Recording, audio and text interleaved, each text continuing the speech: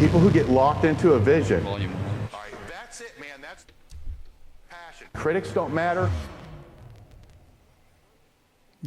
Something's fucked.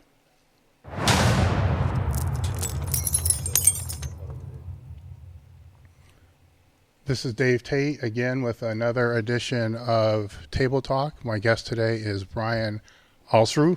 Good job, man. Right? Good job. Yes. Got it. I didn't job. say it fast enough. But introduce yourself. That way people will know because they'll remember. Because hit it. So hit it hard and fast.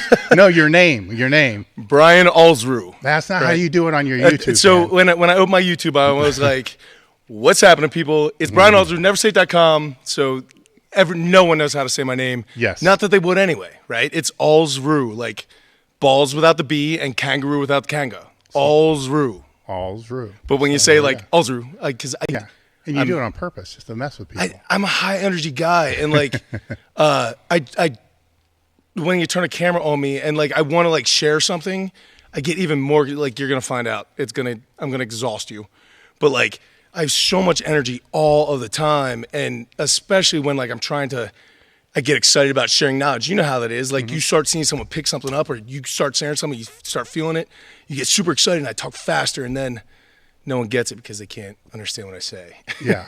So I'm going to try to slow down. That's all right. And I'm going to fail, guaranteed, okay. But I'm going to try. This is an interesting podcast for those that are watching because I purposely avoided meeting him until right now. So this is the first time that we've met. We've not actually shook hands. We have not. How you doing, man? Oh, good to meet you. But we didn't even do a pre-production picture or anything. No, that was weird. Nothing. So we just fucked up the whole podcast. But anyhow, I kind of wanted it that way. That way it'd be more authentic. Sure, absolutely. Because I watched, several of your videos to see kind of where your training philosophy is and kind of know your background, some of your background. Sure. But I don't want to go in and ask the same questions that you've answered hundreds of times before, because that becomes very repetitious for you. Sure. And for the listeners, it becomes very repetitious as well because of course I've heard this. But they may not, I may be able to twist it. Sure. And I want you to feel free if there's like anything where you're like, especially about like my mindset and stuff, like if you're like, what were you thinking at this point or that point or whatever, like feel free. Like there's a lot of things I haven't like really gone that deep with because it's such a large story that like literally it takes like 2 hours to tell the story. So if there's like parts where you're like, okay, we know the basic story, but like, what about this? Like, feel free. Like I'm an open book, man, whatever. And no matter how dark or whatever, like I'm cool. Yeah. Where I was going to jump off was, cause I'm sure I haven't even looked at the questions to be honest with you, except scanning through really quick. And I haven't looked at any of them that I put out in the last post. So when we get to the asking for the questions, that'll be a good time because who knows? We're going in blind on that as well. We're going in blind, man. We're going in super blind. So I like it. That kind of brings us to, I think the jumping off point would be after high school, let's jump off in the military. Okay. So the decision for that. Okay. So this is an interesting story that I can't share the whole story, but it's not the military. It was the government. So it's like the government side of that, right? Yep. And I honestly, number one, hate them terribly. I'm super patriotic. I love America, but I think our government definitely makes some choices that I don't agree with. And I'm not a political guy, and I don't stay up on it, so I don't want to talk about it because I'll sound stupid, I'm not gonna right? do that. Yeah. But there was a lot of things I saw that I was like, this is dumb. Like, I don't agree with this. This is stupid. And so I don't really talk about what went on. And the number two thing is I'm not really allowed to. And number three is I'm in a lawsuit with them because the reason why I've been throwing up 50 times a day, every day for 2 years is because of them. And yeah. You know what I'm saying? I was speaking more of the choice. Like, absolutely. How did that come Interestingly about? enough, was not a choice. I was a personal trainer after college. I went to college, and I owned a karate school in college, so I didn't have a lot of time for lifting. I know that's a typical thing to say, but the reason why I didn't is because I was fighting, I was doing jiu-jitsu, along with owning a karate school, and basically failing out of college. While doing, it's full-time, Yes. like that, it was a lot. And I was very young to try to take on that type of responsibility. Anyway, it all worked out fine. And afterwards, I realized that I graduated with a degree that I had no interest in. And what I really cared about was building muscle and training and human performance, not necessarily in like anything specific. Like I wasn't like yay powerlifting or yay strongman or yay MMA or whatever. But at the time, I was very into MMA. But I was just more intrigued by like human performance and especially the mental side of human performance. Why great people become great, because you know as well as I do, anyone can become strong. Like you can make anyone strong, right? It takes a special person to become a champion. And so I became very intrigued in that. So I got a BS type of certification. I won't name the name, but choose your pick, right? Yeah. And learned absolutely nothing besides how to memorize like the bones and like what the muscles are. And I'm like, this is useful for nothing that I'm going to use. And got into personal training and made a lot of mistakes and learned, honestly, my entire training starting at like 1990, whatever, with the paper T Nation magazines, like when it was Testosterone magazine, started out with those, led to like Testosterone Nation when it was testosterone.com, Elite FTS, and basically learning from people who were a lot smarter than me and reading what they said and then trying it and keeping like the Bruce Lee style, like I'm going to keep what's useful and I'm going to discard what's not. And that's pretty much how I started learning things and basing training clients and trying things. And those poor clients, like lab rats, but I think everyone's at the beginning are a little bit of lab rats. And did that for 2 years. Then one of my buddies, that was at a commercial gym, like typical BS commercial gym. One of my buddies left and was going to start his own gym. And it was going to be like a hardcore gym, right? Like he was a pretty hardcore guy as far as hardcore people I knew. And I wanted to be a hardcore guy. Like I liked to train intensely, and a couple other trainers did. So when he left, all of us trainers that were kind of into it were like, yeah, man, like let's create like the pumping iron Gold's gym like everyone wants to do, right? And to his credit, it was really good. It was really good for about 2 years, and we had some really good training times in there and stuff. And actually Mike Jenkins, I don't know if you know who Mike Jenkins is. He was a trainer out there. He and I went to high school together, and we're training partners and personal trainers out of that gym together. And that's how I got into strongman later, but I'll explain that. Anyway, my father-in-law actually took me out to dinner, and he works for a government agency that I can't mention. And he goes, what are you doing with your life? Like, are you going to be a personal trainer? He's like, are you planning on owning a gym? And I was like, I don't know. Kind of cool with being a personal trainer and like dating your daughter, like whatever. Yeah. And he's like, get a plan. And the agency that he works for, like, I didn't know anything at the time. Like, I believed like Jason Bourne movies and everything else, right? So I was like, this dude can look into my pet. Well, he can look in my pet. He can do a lot of things, right? And I'm like, I should probably put in for something similar, right? So I put in for the most interesting government jobs you possibly can, which were all like the most Jason Bourne, stupid, like anything that had to do with like, oh, I'm going to go be that guy, right? Because I didn't know better. I was stupid, right? I'm 20 years old, whatever it is. And so I just put in for these things. And I'm not going to call back. A year goes by, not going to call back. Another year goes by, not going to call back. Her dad gets stationed overseas to do something. I go over for Christmas.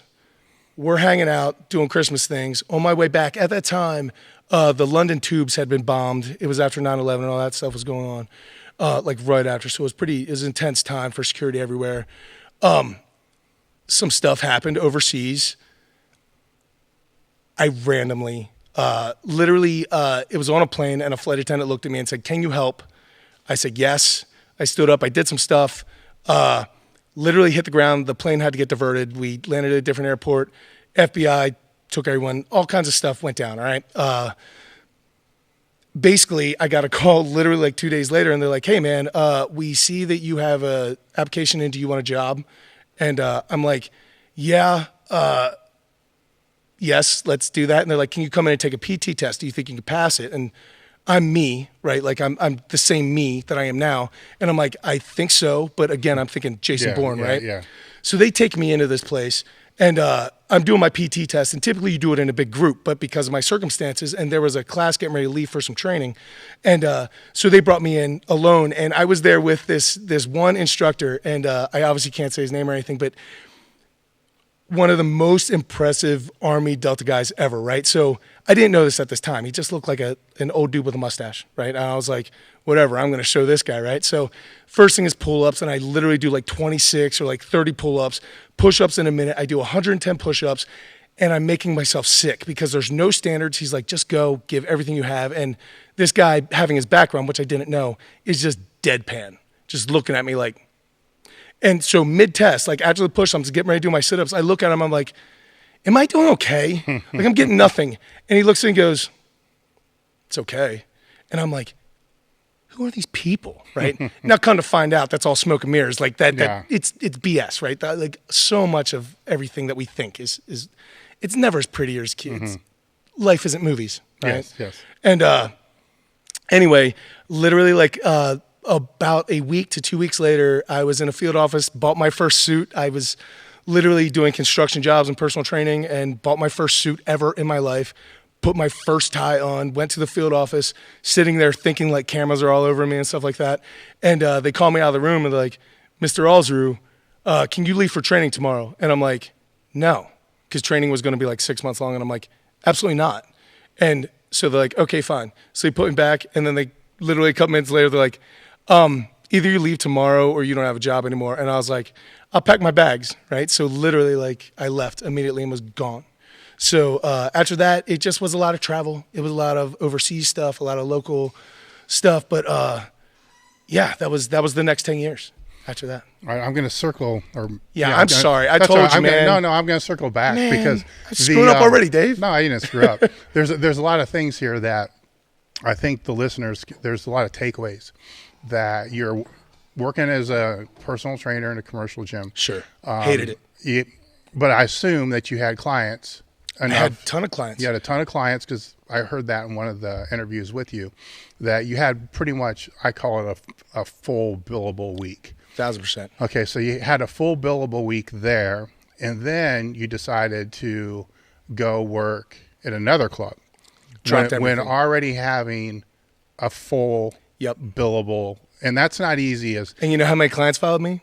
Like maybe 3. Exactly. Maybe 3. Yeah, that's always the case, by the way. Everybody thinks everybody's going to follow. Yep. They're lucky if they get 20%. They don't. They just don't. But the risk associated with going from 40 billable plus hours per week, which is financially, as a trainer, you're not going to get much better because all you can do from that point is create a waiting list. Yep. Because, group training, I don't know if it was really taken off when you were doing it or not. No. So that wasn't even an option, So I was in the same boat because you're like, well, fuck, what am I going to do? Yeah. How am I going to? There's not more hours in the day. Yeah. So you took that and completely left to another place where you're going. I'm sure you thought more were going to follow than did. Yeah, of course. And then find out they don't. Yeah. And then you got to build it back up again. Yes. Okay. And from the story that I heard, you build it back up again. Yes. Can I pause you for 1 second there? Yes. If you are a personal trainer and you are having trouble with clients and you know a billion different ways to work your hamstrings and like the insertion points of every single muscle, like take a class in counseling or therapy or business and salesmanship. Like if you want to be a successful personal trainer, be busy. Like give stuff away for free. Let people see you work with people constantly. Like, man, nothing wrong with learning more about your thing, but most people that you're going to work with in a commercial gym don't need to know like the intricacies that like most people get. Like they would much better spend their time saying, I should learn how to communicate a little bit better, or like even learn how to like sell a little bit. They won't. That's why I wanted to pivot back to this point, because I think it's the most overlooked point with personal trainers and hell, even strength coaches, private coaches. Yeah. You can learn everything that you need to know about how to train, a top end power lifter or top end. To me, when it comes to measurable qualities of strength, you got Olympic weightlifting, powerlifting, 100 meters, and then strongman, kind of. And I only say kind of because you don't know the events all the time. Nope. All right. So it's hard to peak for those. Very much so. So when you have to deal with something that you have to peak for a measurable, quantifiable event that's going to show if you had success or failure above and beyond where you were before. Yep. And you get the athlete that's at the highest level. Then you need to know that top 10%. Everybody wants to ask about, like, how do you do a circummax phase with bands? How do you do this? How do you do? How do you peak? How do you taper? How do you? And then you're talking about such intricacies, and then like genetics, and like Yes. who your parents were, and how hairy your arms were when you were 6, And people who won't pay you. Yes, yeah, and think that should be free. Right? Exactly. Like, that's not worthy because you're a meathead. Yes. So so when you're in that field, even if you're a D1 strength coach, you're working with beginners when it comes to weightlifting. So a high school is beginners, D1 strength coach is beginners. Absolutely. The people who are probably working with athletes that are beyond a beginner level might be people like yourself that have your own training facilities. Absolutely. And then you might pick up a kid at 12 Yes. and get them all the way through high school. Yep. And then a little bit beyond. So you can actually run a quadrennial, with them. Absolutely. Where, see, even a D1 strength coach can't do that because their best players are going to be 2 years and out to the pros. Yep. The worst players, are going to be really hard to train because of the genetics and all the other kind of stuff. But to fall back on what you were saying, everybody wants to spend all their time learning those intricacies. And that's hard stuff to learn because there's a lot of blocks underneath them, basics, that have to be mastered. And it's beautiful. Yeah. The art is beautiful. Yeah. Not understood, but the basics have to be mastered. Yes. Where all they need to know is the basics on how to train a beginner and then learn how to communicate and sell. Yep.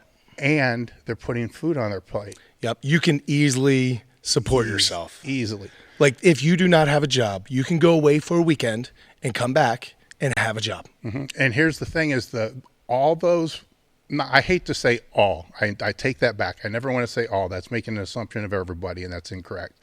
But many trainers will bitch and complain about the guy down the street who has all the clients but doesn't know shit about training. I know. But that person down the street knows enough about training to train a beginner, but also communicates very well. Actually, so well, he's kicking your ass. Yep. And he's willing to work with those people that you're not willing to work with. Like, so many strength coaches and people are like, no. I have a certain like stereotype in my head that's supposed to come to me to work, right? And it's supposed to be like an elite level guy, and that's who I want to work with and whatever. But like 99% of the people that you work with in the fitness world, it's just a microcosm of the rest of the world. Like, there's not a whole lot of Brian Shaw's. Exactly. Right? Like, you're going to have a whole lot of like Brian Shaw's mom. Right? And so like you better be able to learn how to intelligently tell Brian Shaw's mom how to deadlift correctly so she doesn't hurt her back and she can, you know what I'm saying? Like, that's the important stuff for a lot of people out there that could potentially be making a living at this and are failing at it for the wrong reasons. Yeah. And here's the pattern that I'm seeing is your sales carried you through, to a full billable week to another location, full billable week, which carried you over to being able to sell yourself to get 1,000%. a government job. 1,000%. Okay. Which then, skip forward, to where you are now, having your own facility to where the sales fall again on you, which becomes a little harder when it's just all, you got to do everything, because sales still got to be prioritized, but you still got a million other things that you have to do. It's a heavy game. Yes. So if you were to give, 3 sales tips that would make a difference for a personal trainer, somebody trying to get clients, not online, just in person, we'll make it. Sure. So there's visual communication and verbal more communication involved. Instead of written copy. What 3 things should they, because everybody wants to ask about books. Fuck the books. I want to ask the person that knows how to sell. Okay. What 3 things should they be doing that they're not doing now? Number 1, work your face off, right? When you're a personal trainer, you're a business. It's no different than when you do this place, right? Like, it's not work when it's building your dream. Like, work is when you're building someone else's dream. Now, granted, if you're a personal trainer, you're giving like 50% away, right? But like, the harder you work, the more money you make. So work your face off. And so many people kind of have like a expected, like, oh, well, I should at least get minimum wage plus this, plus that. And I'm like, what'd you do? Like, go out. Like when I left all of those clients and no one followed me and I had like 3 clients left and I was working literally 16 hours a day. I can remember every single hour that the club was open, I was there, right? Whether I was training, working with people, literally grabbing free people, like friends that I knew and being like, hey, let me just count your reps for you and walk you through and do something stupid so I can look like I know what I'm talking about. So that these people look at me and they say, that guy's busy. Because if you're busy, people want to be with the busy guy. If you're always overstanding, drinking your protein shake, like leaning on equipment, like people are like, no one's interested in what that guy has to say. They don't care how big your biceps are. Like if you're busy, you got something to offer, right? Like you're obviously doing that. So number one is definitely work your face off. Like you're going to work for free. If you open your own business, you work for free for years, sometimes decades before you get your first paycheck, right? But a personal trainer thinks they're supposed to get paid. It's a business. Look at it like that. Work your face off. Do it for free. It'll come around, right? Second thing, like you already mentioned, like taking classes, stuff like that. But I do think just watching some stuff from like Gary Vee, right? Like somebody who just looks at selling a little bit differently and is kind of on the cusp of where things are going. But also if you listen to the way that he speaks, he talks about speaking to context of certain people. So if you come at a soccer mom, am I allowed to say soccer mom? Right? Like, is that a thing? Right? Like, it's live. Yeah. Anyway, so like a soccer mom, right? Like, if you come at a soccer mom and you're like, you know, your tibialis anterior is gonna, like, she's gonna look at you and be like, okay, you're using words that make me feel stupid so that you can feel smarter that aren't helping me. And when you look at 99% of time, when like a jerk doctor or a jerk trainer speaks to a client, that's exactly what they're doing because they want the client to believe that they know more than they actually do. I purposefully, in my YouTube videos, try to be as stupid as possible, like talk down, because I know my audience is not like Brian Shaw doesn't take time out of his busy day to watch my videos, right? Like, but I know the guys that were the guys that I was 20 years ago going, man, I don't know about this, and I wish someone would have told me, right? So, and I think about how that's said. And if I use, you might be able to say like quads and delts and stuff, but like you get too into the weeds. And when I was a kid coming up, I was like, I don't care about that. Like, I care about how you make my deadlift go up. Tell me about that. Like, and I think a lot of people try to like use fancy words and fancy gimmicks to get people to do things when really the basics work. And they always have worked. They're not sexy, but that's why you need a personality and you need to learn how to sell, right? And then the third thing is work on your social skills, I guess, because in reality, you're a rep count in a commercial gym. And guys, I'm not trying to bash anybody, right? Like, toughen up, right? But like, if you're working in a commercial gym, most likely that person wants you to count reps and be their friend. Right? And they want to hear you be like, oh yeah, so how is Cindy? And then you complain about Cindy through your entire pec fly or whatever stupid thing you're having them do. And you're literally hoping that they don't ask you why you're doing what you're doing or why, like, you're fine with it at that stage, right? Because you're learning, you're accumulating. But like, either you need to stay there and learn how to like really make money off of those people and make a living, or like move on and try to better yourself and work with better clients, stuff like that. But even like the best coaches, maybe not the best, but at least at my level, like I still work with the majority are like normal people, right? Like people who want to get to where I am. I work with a couple people who are better than me. And honestly, this, you'll probably be able to speak this better than me because you have a lot better friends than I do, or more elite powerlifting friends and stuff. But my gym, I have some very, very elite guys, some world champions, some people that I do not deserve to coach, right? Like I'm not that good of a coach. I do not deserve this type of clientele, but my mentality and the environment that I built brought those people. And I don't know. So I just think a lot of the game when it comes to your clientele and who you're working with has to do with what you put out there, right? Like if you want to work with athletes, like definitely do athletic training. Like have your soccer moms be as athletic as you can, right? And then other people are going to look at it and be like, oh, maybe he knows some stuff about some speed work. And I have a friend who wants to be faster for baseball. Like, and that's how things build, right? But like, really, you just need to be willing to listen to people complain about whatever's going on during their day. And I know you're not that much of a huge people person. I'm not a huge people person. And sometimes you endure that because just like everything else, you need to pay your dues. I know people don't want to do that anymore, but I'm almost 40. I'm not going to say how old you are, right? But like when we came up, you paid your dues. It didn't matter. You walked in the gym, you weren't accepted. You paid your dues. Like, and I don't think, same with personal training or anything like that, everyone just kind of accepts things and they're not willing to put that time and that effort in. But in reality, I probably took a while. I don't know how long it took me. Maybe like a year and a half before I was stable enough to actually be like turning clients away and things. But like I was taking clients all hours of the day, all whenever, like waking up at 4:00 in the morning when I just trained at like 10 o'clock the night before and just like a zombie, but it didn't matter. Like I remember one time training a kid and I swear to you, I was still drunk because the night before was New Year's Eve and he wanted to get an early start and he was like 16 or something.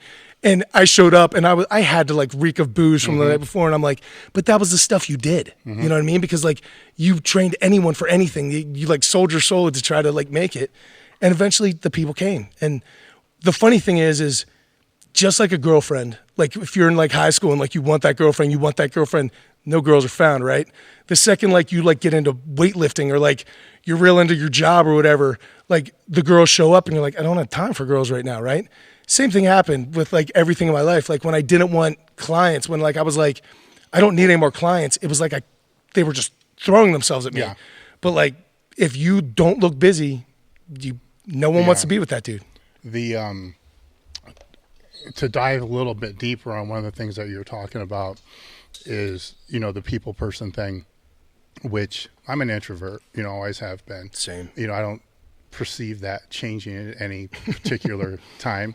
And I carry a fuck you face, so now you take that back to 25 years ago when I was training clients and I was, training at Westside full competitive mode, at my best, so at my best, I'm over 300 pounds, full bloated, half purple, fuck you face, and white polo that you had to wear, and the shorts. So, I mean, I didn't look like, I didn't dress like the polo fit. It wasn't like I was like pegging my sleeves to make my arms look better, right? Or anything like that.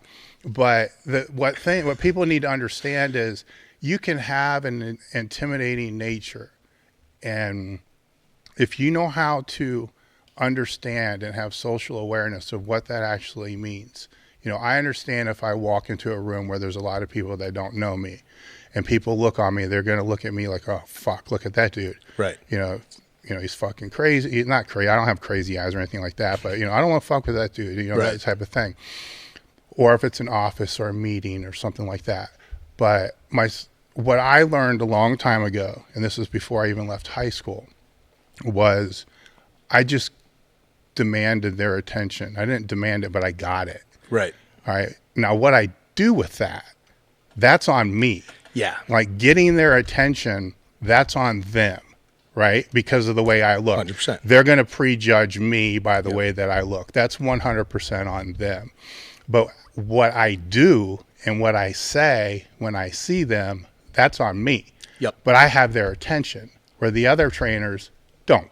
Yes. Okay, so they're like, oh man, look at this big ass dude. Yep. You're a walking billboard. Yes. Then I walk over and then, how are you doing? Right. That time, I'm Dave, however the conversation was to start, and, walk away and, write notes down. I had a sales process that I used, and then would learn their name, go back. I didn't really learn it. I wrote it down. Yep. Then I'd look at it and go back.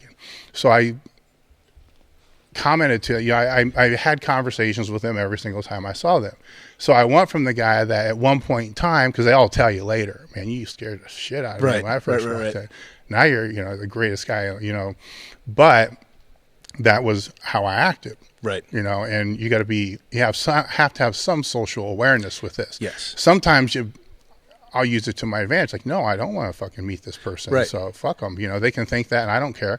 And then go about my own business, which is what it is. You know what, though? I think that's intensity. You know what I mean? Like, now, granted, there's some people that are just jerks, right? Mm-hmm. But like with you, you're a good guy. Mm-hmm. You have a good heart, right? Like, but you have an intensity, right? And so like people who don't have an intensity see intensity in other people and they see it a lot of times is negatively or is like intriguing or different things, right?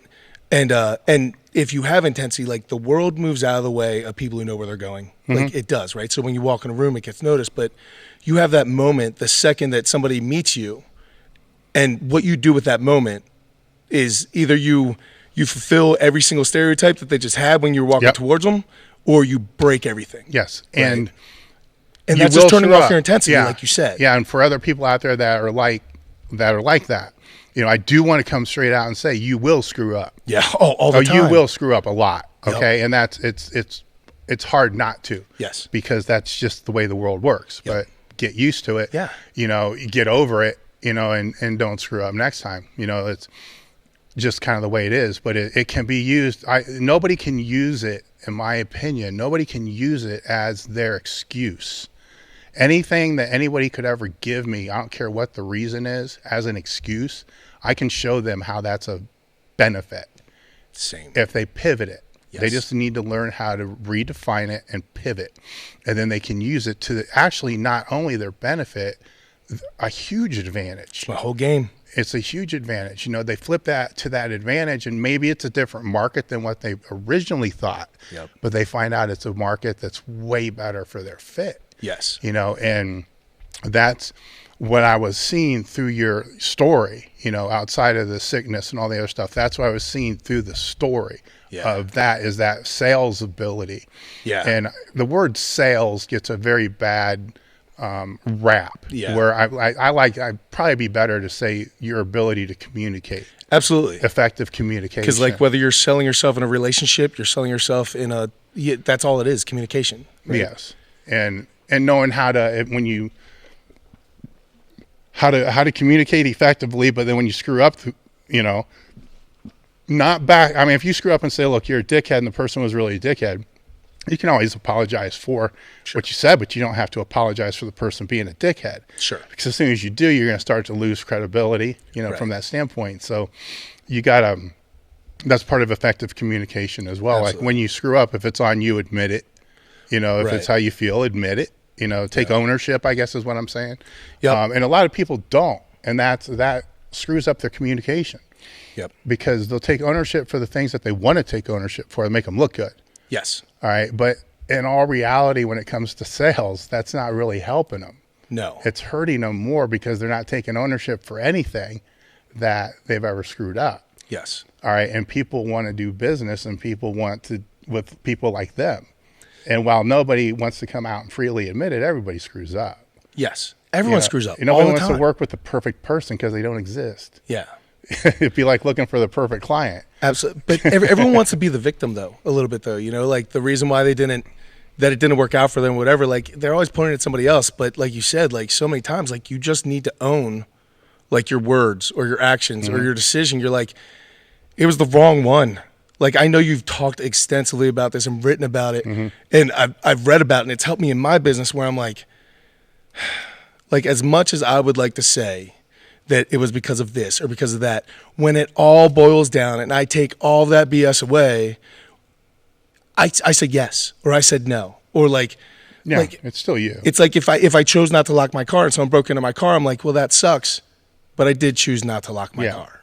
Like, you know what I mean? And if the faster you can get to that ownership point everywhere in your life, the sooner you can start moving forward, right? Because you're not a victim anymore. The second that you blame anyone else, you can't fix it because they did it, and you can't change someone else's.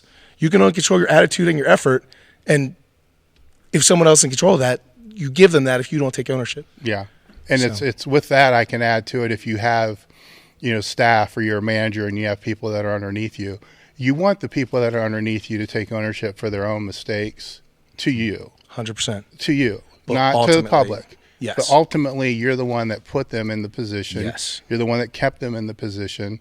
You're the one that did or did not train them to be adequately prepared for what they got themselves into, from that position. So ultimately, it's still you. Heavy as a head. But you don't want to, have the staff or the managing personnel or the managed personnel to think that they shouldn't take ownership for their own actions, so it kind of trickles down, but they should never be the ones, big company, whatever, small company, in the firing ground on social media for some action, like an owner should never say, no, man, that wasn't me. That's fucked up. Like your name's attached. Yeah. Sorry, bud. Like that's what you signed up for. Yeah. And you see it all the time, yeah, all the time. Like dodging. And you're like, I don't know. It's throwing there's nothing good that ever comes from that because you're throwing your own people under the bus. Yeah. So, which whether it's true or not, what does that make you look like? Yeah. Right. Yeah. Now, can I ask you a question? Mm-hmm. Like, I mean, we have similar starting points with like the personal training stuff. Like, and now obviously you're here, right? And massive company and online, like everything that you do. Like, do you think the decisions that you were making, like taking ownership for like saying yes to training someone at 4 a.m. and like eating the tuna fish, like those small decisions that you were making back in the day, do you think like as more and more, I guess, responsibility has come upon you, do you think that you would have been are you happy with like the pace of your business? Like if it would have been faster, do you think that you would have learned the lessons fast enough? You know what I'm saying? Like you were making the small decisions when you were a personal trainer, and now those small decisions as a personal trainer would seem pretty trivial to you now if someone came to you and asked you that question.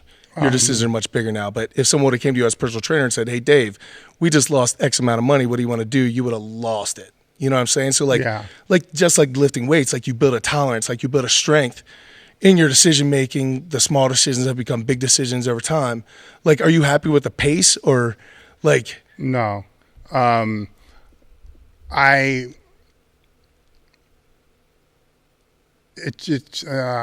answer this? It should be bigger. Right. It should be more profitable. Sure. And that's not, me trying to stand on a high horse. It's me comparing myself to competitors in the industry and not just, the biggest competitor that owns the market that everybody knows. I'm talking smaller competitors that people would never believe we're doing 4, 5, 10 times the business that we do. And the equipment sucks. Yeah. And there's several of them. So that, from the pace of that, I have to fall back on, am I happy with the pace? No. But am I happy with the values that I've had to stay within to get to where we are? Yes. If that's the price that I had to pay to keep my values within plus or minus 2 to 3 standard deviations of what I consider to be my norm, then I'm okay with that, and I am. Now, if I would have been willing to take my values a little bit lower, a couple more deviations lower and then justify it for whatever reason, then I think that the scale would have happened faster, but I would be sitting here not the same person that I am now. You say that, and the reason why I'm sitting here is because I randomly mentioned you on a YouTube video, and then you sent me a free yoke bar. Yeah. Like, no one else is doing that, right? So, like, I get what you're saying, right? But, like, that's a lot of money out of your pocket, right? But I'm sitting here going, I have so much respect for you, and, like, I will sing your praises forever on whatever venue I get because, like, literally you just reached out. And, like, honestly, like, I know I'm not just saying this because whatever, but, like, even in your emails and stuff, like, you spend so much more time than you need to like explain your point or like just like you can tell you care. Like everything you do is definitely like there's a sign of like I actually gave a crap when you asked me a question. I wanted to give you the answer. It wasn't just like blah blah blah, yeah, whatever. You know what I mean? Yeah.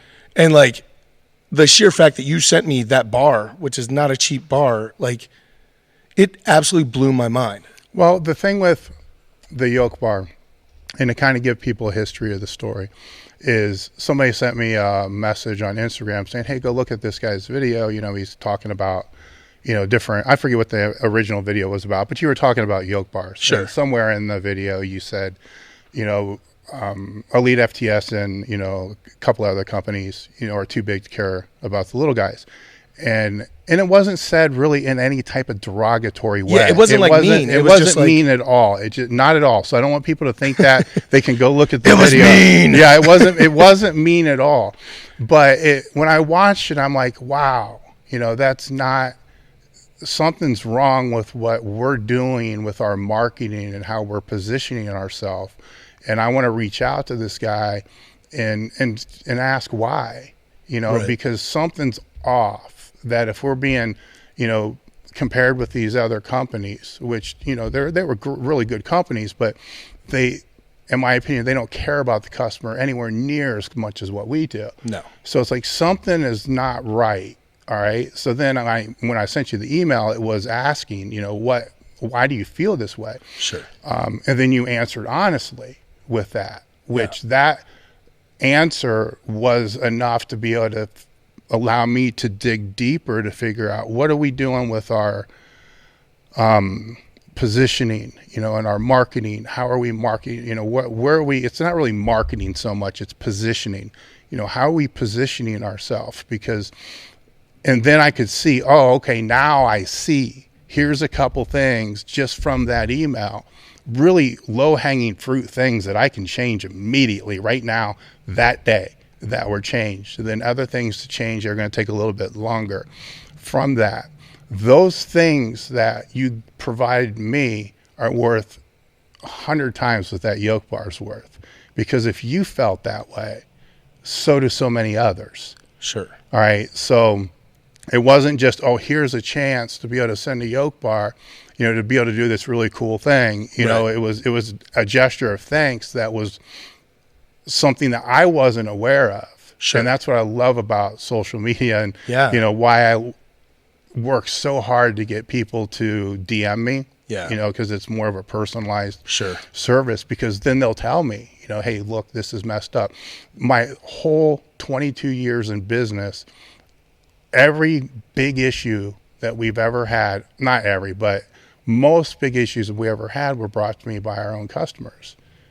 So it's like, that's cool to me that they feel comfortable enough that if I say, look, what exactly is going on, right? They can tell me and not have to like bullshit around and all this other kind of stuff.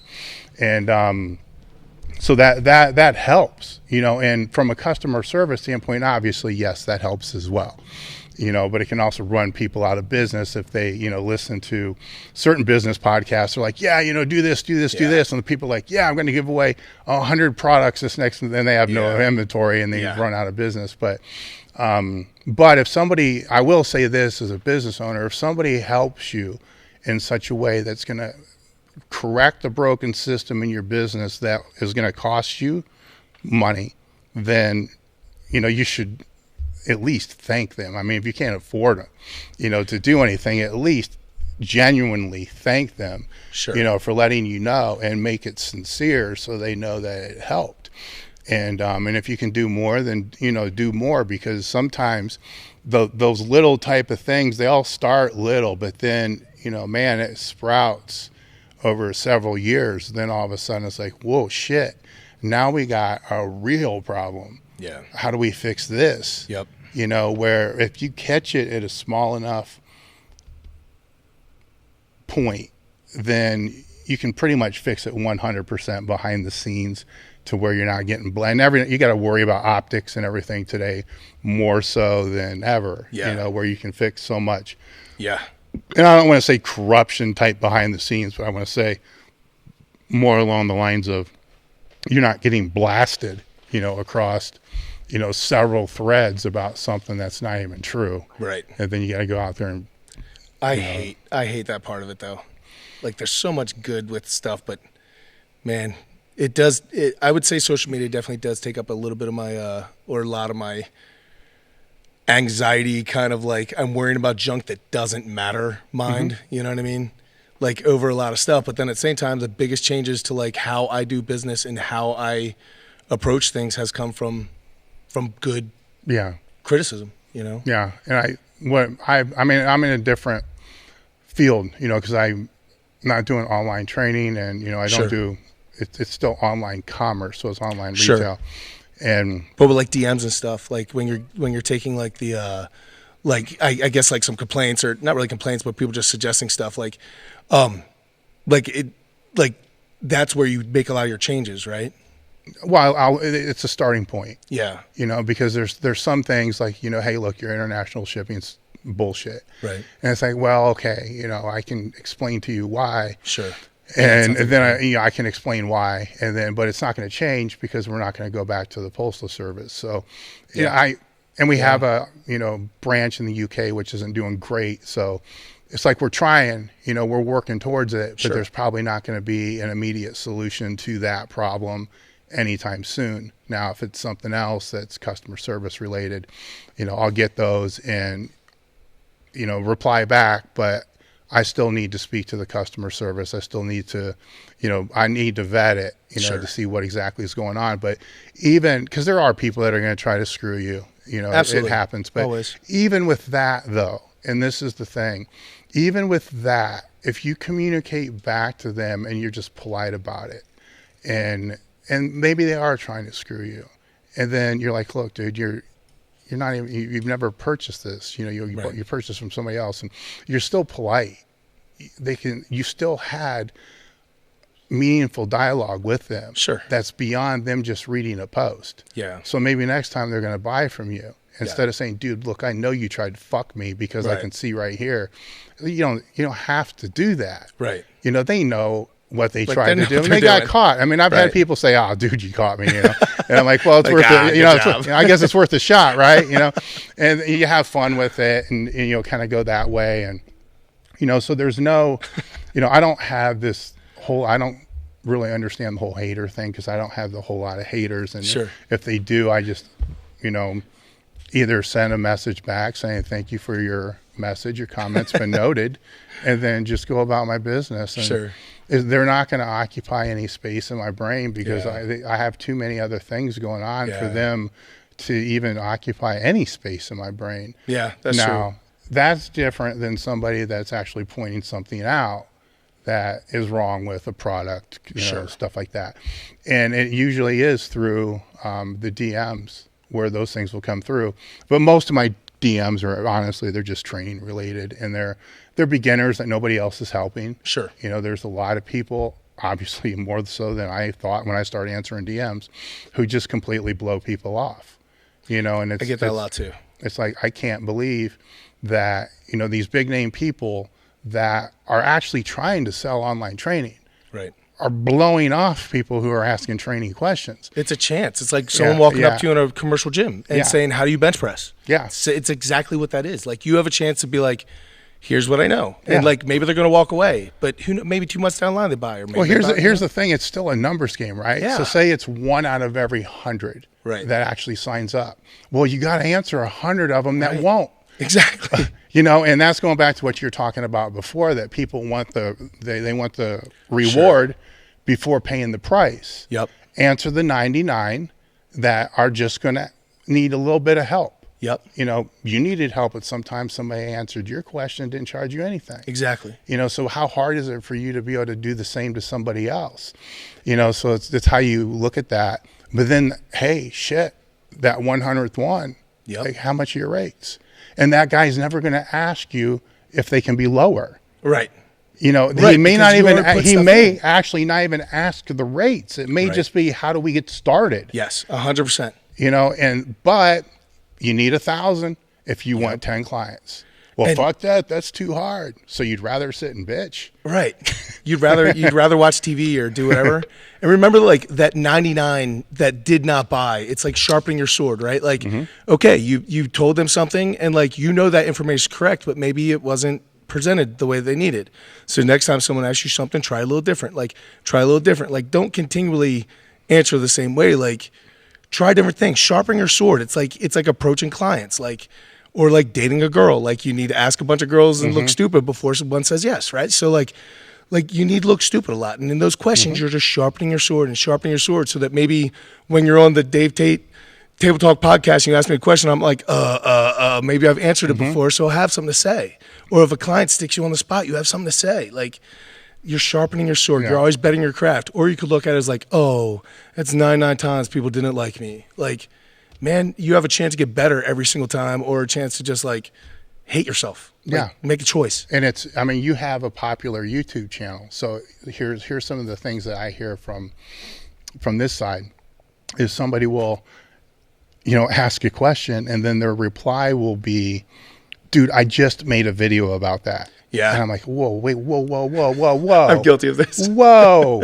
I know the frustration. You know, I understand the frustration, but that person who's asking doesn't even know you have a channel. I know. You see what I'm saying? So Yes. you just gave up an opportunity to say, hey, man, here's a link. I know. And it's Instagram. You can send them the link. And it would take me 2 seconds. 2 seconds. But for whatever reason, I had really important things to do that 2 seconds. And if you're really answering DMs, you know, the way that I am, I have, you know, a notepad, which got maybe 6 different videos. And you're sending the same videos over and over and over and over and over. I do that with links to like certain ones of mine. I have that, but not like. And that's another reason to put out great content. Yes. Because it's not just for the viewers of YouTube or wherever you're posting the content. It's also for that person because as soon as they DM you, that's one step closer to having a relationship with you. Yes. All right. So that's in the virtual world. That's one step closer to actually becoming a client, becoming, you know, a customer. Yes. Or who knows, a friend. Yep. Maybe your best friend. Yep. You know, you who knows, right. You know, long term what that's going to end up entailing or being.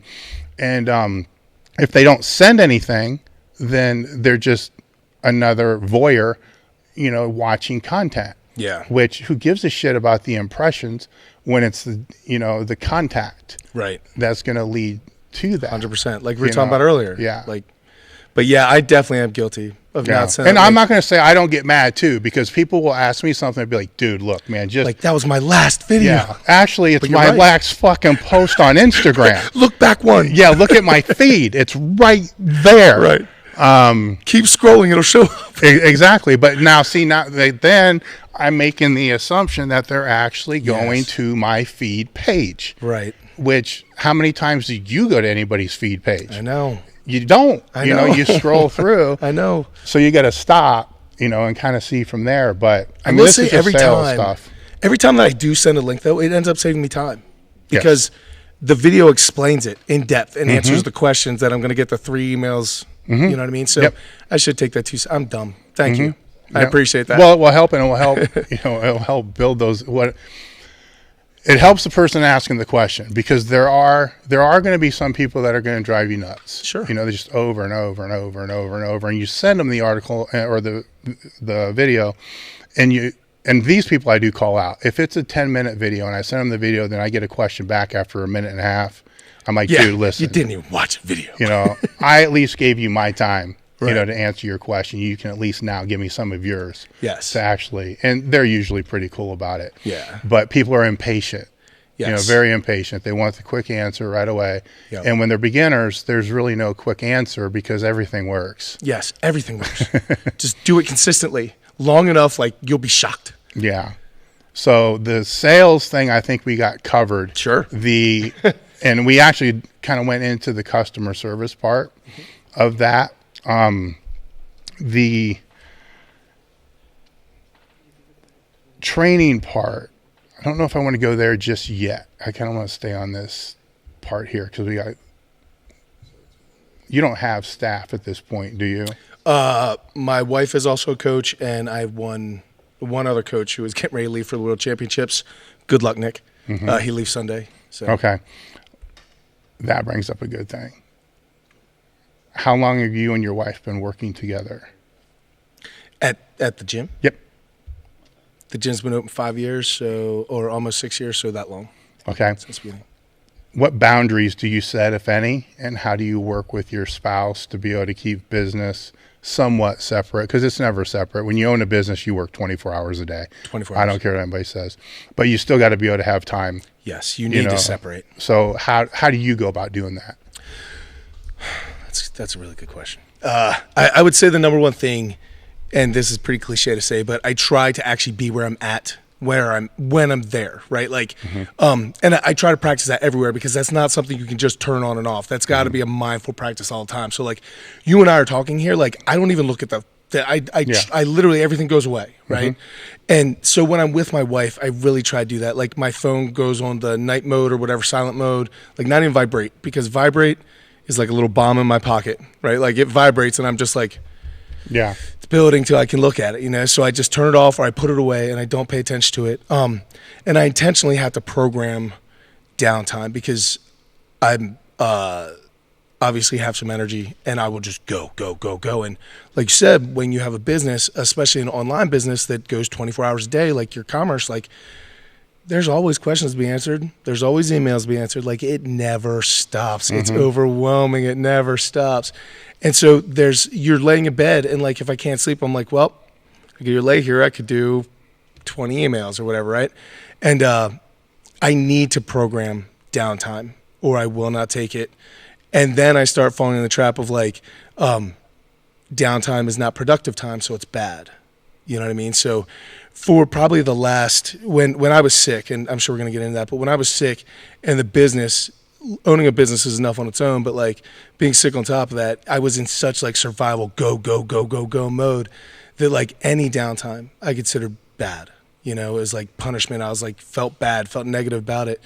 And now I'm coming out of that and literally having to like deprogram my mind from 2 years of like survival, make as much money as possible. You're going to die. This is for your family. Like going from that to take a break, man. Like enjoy it. You're alive, bro. Like take it easy. Like sleep in some or do whatever, you know?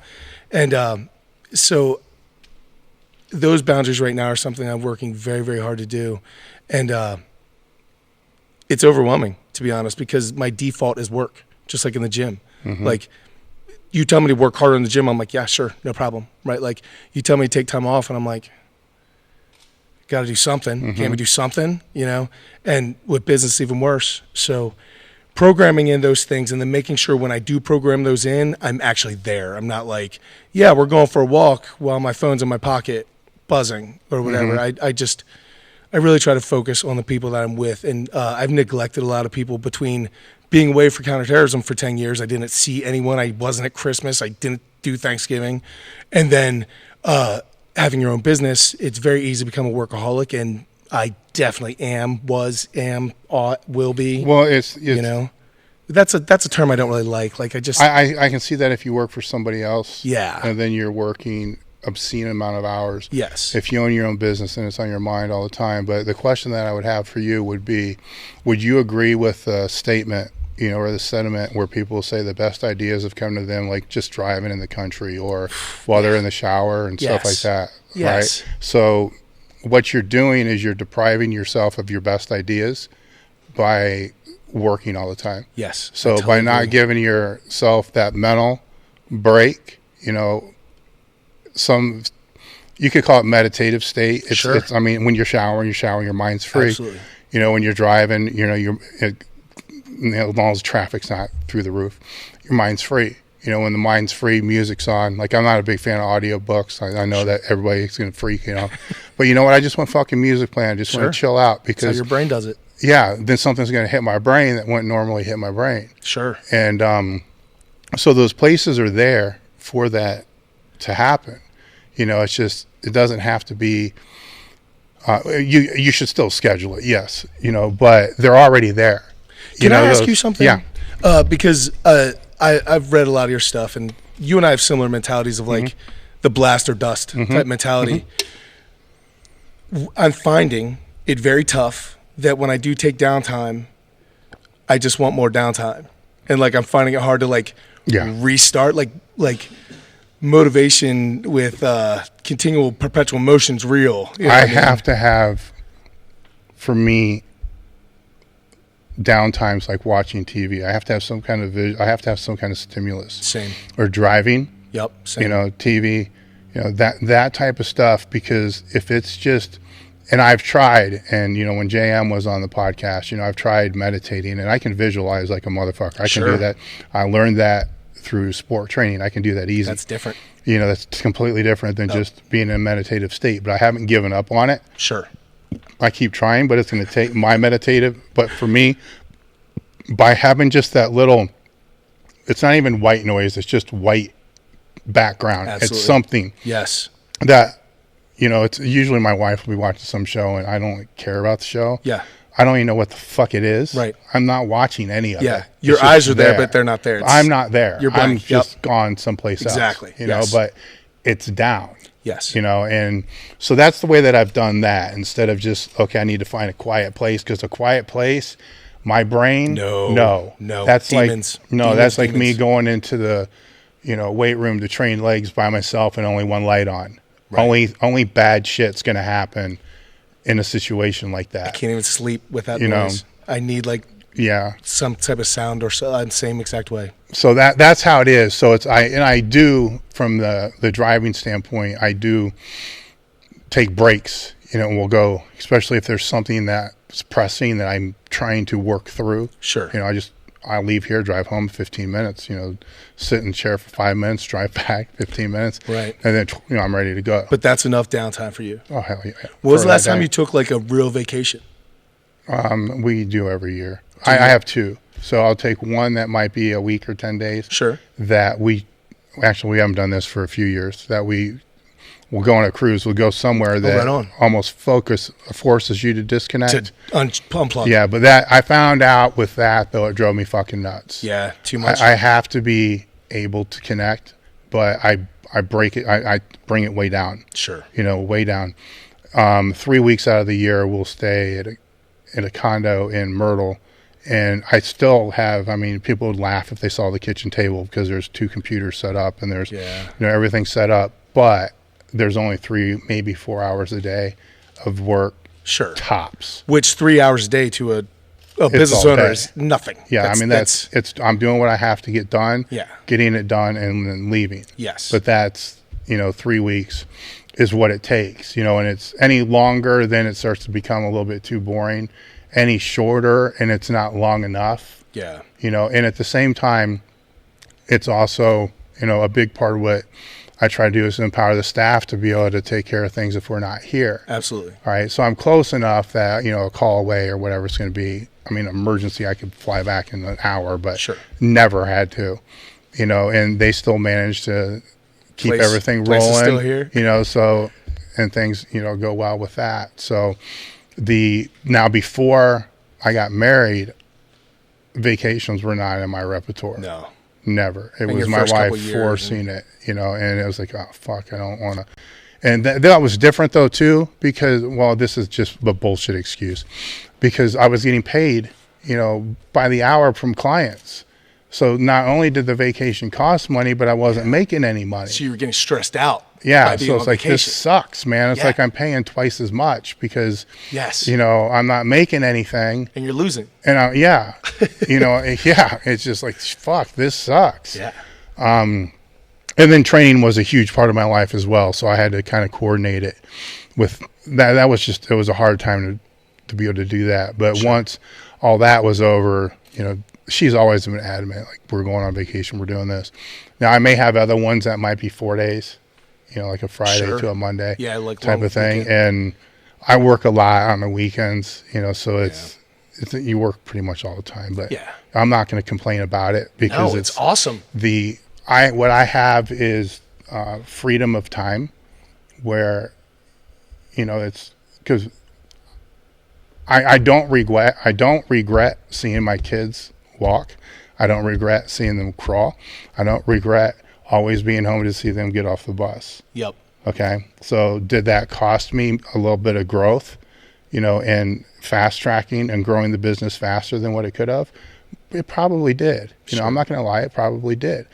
But, that's a value that I wasn't willing to compromise more than a couple standard deviations. 100%. So, and it's funny that you said, because there was a question that was asked about balance, and the way that you answered it is exactly the same way, almost identical, Josh, because you were here, right? Almost identical to what I said last week, is if people are looking for like a work-life balance, the best way that you find your work-life balance is to be present in everything that you do. 100%. And it's funny that you said it, because I'm sure if he goes and he looks hard enough, he can find the exact statement that I said. And I said to the person I was speaking with, I'm speaking to you right now, and the only thing that matters to me is you. Yeah. And nothing else matters. The phone's upside down, and that's being present.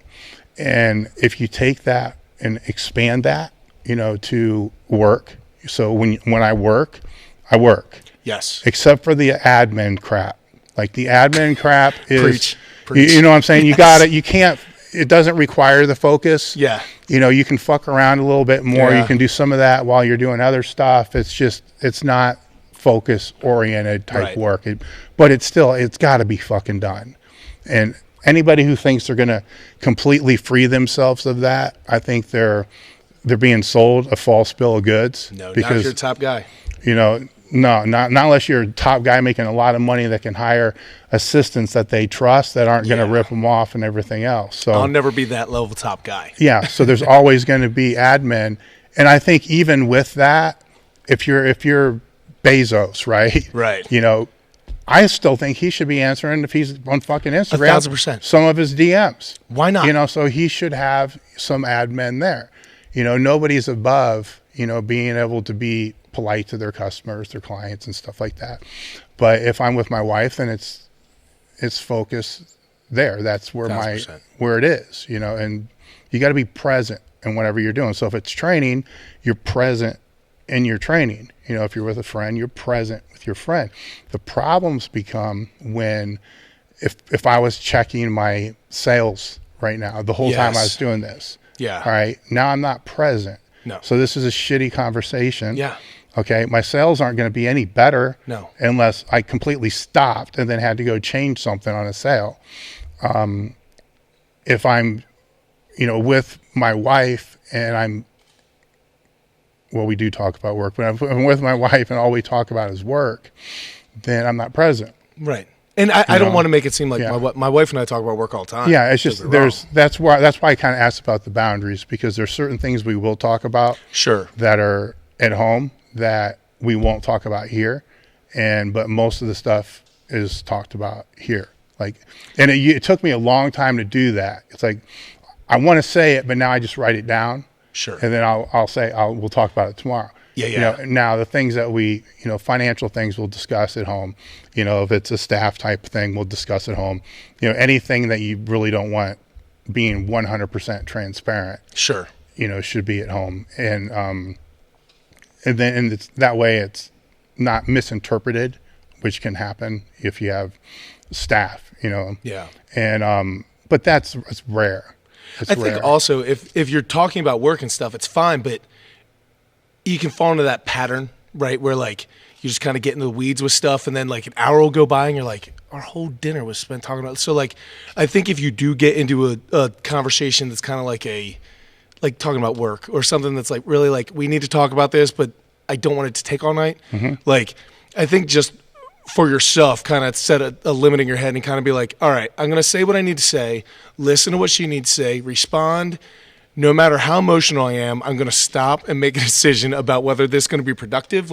My next steps here, are they going to be productive, or is this just an emotional response to whatever's about to happen? Because I'm getting spun up, so I get spun up. Yeah.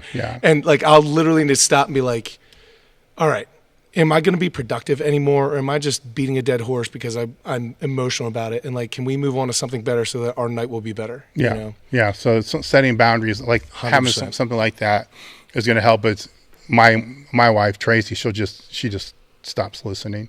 Yeah. And then I'll know, okay, this conversation's over. Yep. Because I'll repeat myself over and over and over and over. Yeah. It's already been said, it's done, move on. But I think when you have that presence, balance isn't a problem, because the only time balance is really a problem in the conversations I've had with people is because their significant others are bitching about how much they're training. Yep. That's the only time. It's not like they're bitching. Sometimes it's bitching about work, but it's usually, you're always at the gym, you're always at the gym, you're always at the gym, you're always at the gym. Well, let's step back. When you're with her, are you actually paying attention to her? Right. Or are you talking about the gym? Or are you talking about the Or are gym? you saying no, I can't have that because it's going to mess up my squat. I need to. Yes. Come on, man. Because if you're giving her the attention and listening and so forth, then probably every hour given to her could be 2 hours in the gym. I don't know what there's no real trade-off. Sure. But usually you find that's not the case. Right. You're being a little bit of a dick at home, which is creating, there's an underlying problem. Yes. With when people are saying you're working too long, you're in the gym too long. There's other issues which are underlying, Yes. which are usually communication issues, 100%. between those people, which Yes. falls back on where we started with the communication. Always. You It's know, with literally the circles, key to, like, you can't get through life without humans, and you can't deal with humans without communication. Yes. So, like, even if you don't like it, even if you're like myself, I didn't like personal training because one-on-one conversations are awkward to me, right? Like, they always have been. I don't know what to say. Like, it's always been part of my life, and I don't like it. It makes me feel uncomfortable. So I didn't like personal training. I totally forgot. Well, I got Well, it's just the one-on-one awkward conversations with personal training. But I kind of think where you're going is once you started doing it, you realize they're not really interpersonal communication things. It's just people just talking yes, to talk because they've been locked up in an office all day long. 1,000%. And they just want somebody to talk to. They want somebody to listen. Yeah, they just want somebody to listen. They actually don't even want you to talk. They just want to fucking talk. Yes. And have somebody to talk to that's not part of their normal workflow. And no matter how much I think that I'm able to hide that, like, oh, I'm just going to check something on my phone or whatever, like, you can't.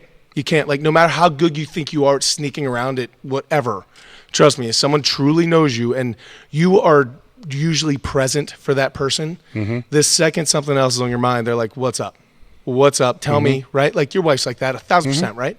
So is mine. Like, I can't hide things because I'm like, all right, if I was ever going to hide anything from you, I should have probably started differently than what I've been doing. You know what I mean? Because when you're truly present with somebody, the second that you're not, they're like, hey, why am I not getting the same attention?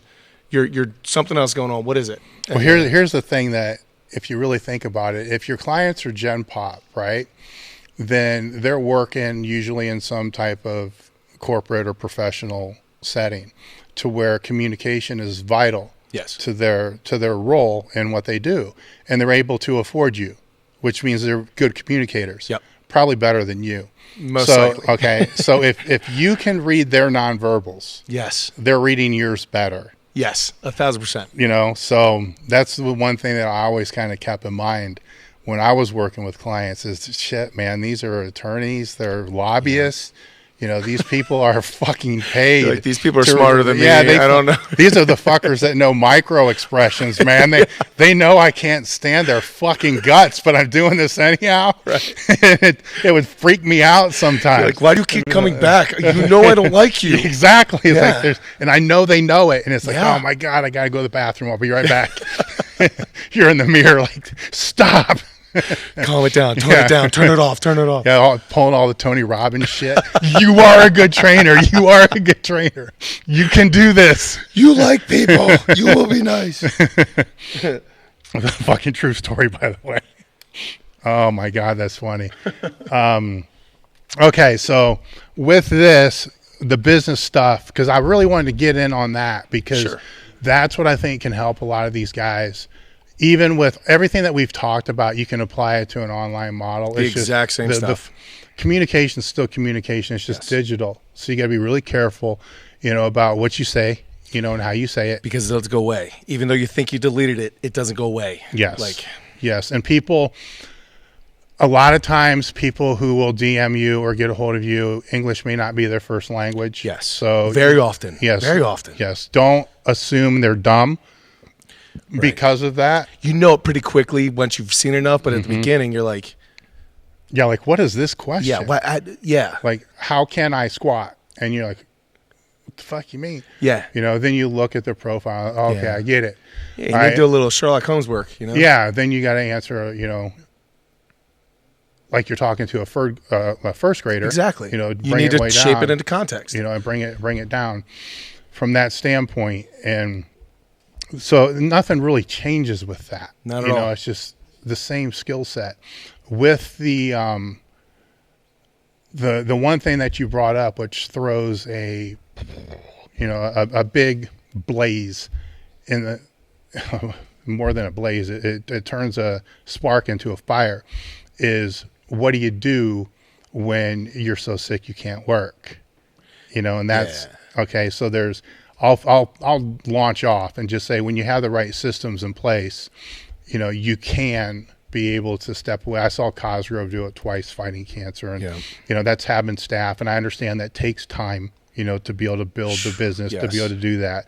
But now you see the importance of why you'd want to be able to have that. 1,000%. But it takes time to do that. So if you get hit like you did with that, how did you manage going through that? So go into the story a little bit, but then how you managed being able to stay afloat with all this. Well, I guess a little over 2 years ago, I started getting nauseous in the mornings. Didn't know why. At this point, I was no longer doing counterterrorism work. I had owned my gym for, I guess, probably about 3-4 years, something like that. And would go in the mornings and train. And it's open air gym, so it was like during the summertime. And it gets pretty warm and humid in Maryland. And so I would get nauseous in the mornings. And I was like, maybe it's because I'm like chugging a protein shake right before work and just doing weird. Anyway, the nausea kind of just continued till I started throwing up. The throwing up became every day, which became multiple times a day, which eventually was 30 to 50 times a day, every single day for 2 years. So if you can imagine like having terrible food poisoning or like the flu, I was having seizures, body aches, all the fevers, all the normal stuff with all that vomiting. So it was like living with the flu all the time and owning your own business and doing anything. Still competing for part of it until it just got too bad that my body, I couldn't hold on to nutrients. I still can't eat food. Like the way that everyone else can eat food. Yeah. But, so it led to a bunch of injuries, which led to 5 surgeries over 2 years. It was just, it was a crazy time. And so obviously that was a lot of time down. At one point after I tore my rotator cuff, it was the first injury I'd ever sustained. I've been through a lot of injuries through like my fighting stuff and my old job and being stupid, never lifting. Right. I've always been super fortunate. I tore my rotator cuff because I just wasn't holding on nutrients. Right. Still thinking I could do what I could do when I was healthy.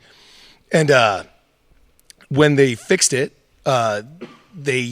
whatever screw they put to anchor it down was dirty, and I got a bone marrow infection, which led to immediate more surgeries, a lot of complications, which went to a PICC line in the chest, like a catheter in your heart, which that was always my biggest fear, was getting a catheter. Not even so much the wiener catheter, but like catheters are just gross like that. It goes like, it's gross, right? And they couldn't stick any anesthesia or put me under for it because of, I had literally just come out of surgery and they were like, you have bone marrow infection. You're in serious trouble. We need to stick this in. And led to like one of the biggest fear moments of my life. How to deal. It's so gross. It's an entirely different story. But I had to stay home on my couch, giving myself IV injections four times a day, 4 needles a day, every day for 8 weeks. Supposed to wear a mask if I left the house. So obviously working was challenging. I was still going to work some, obviously not much. And when I did go, I would literally get so sick that I couldn't really stay there very long. Still tried to get some training in as much as I could. But I have a beautiful wife who supports me. And at this time, she, right before we found out about this, we've been talking about her quitting her job. She had been a counselor for schools, like at troubled youth who like would like spit at her and kick her. And like, they were those kids. Right. And so she was looking maybe to try something new. She's a little girl. She's not even 100 pounds or she's like 100 pounds. But, so she wanted to start her own business. She's a counselor. She's a therapist. So, she opened her own practice, and then we found out that I had the disease, and I kind of went down. So she was working my job on top of her starting a business, which you know how crazy the first X amount of years is. And I have one other guy, Nikolai Myers, who is he's leaving for the World Championships, Strongman World Championships on Sunday.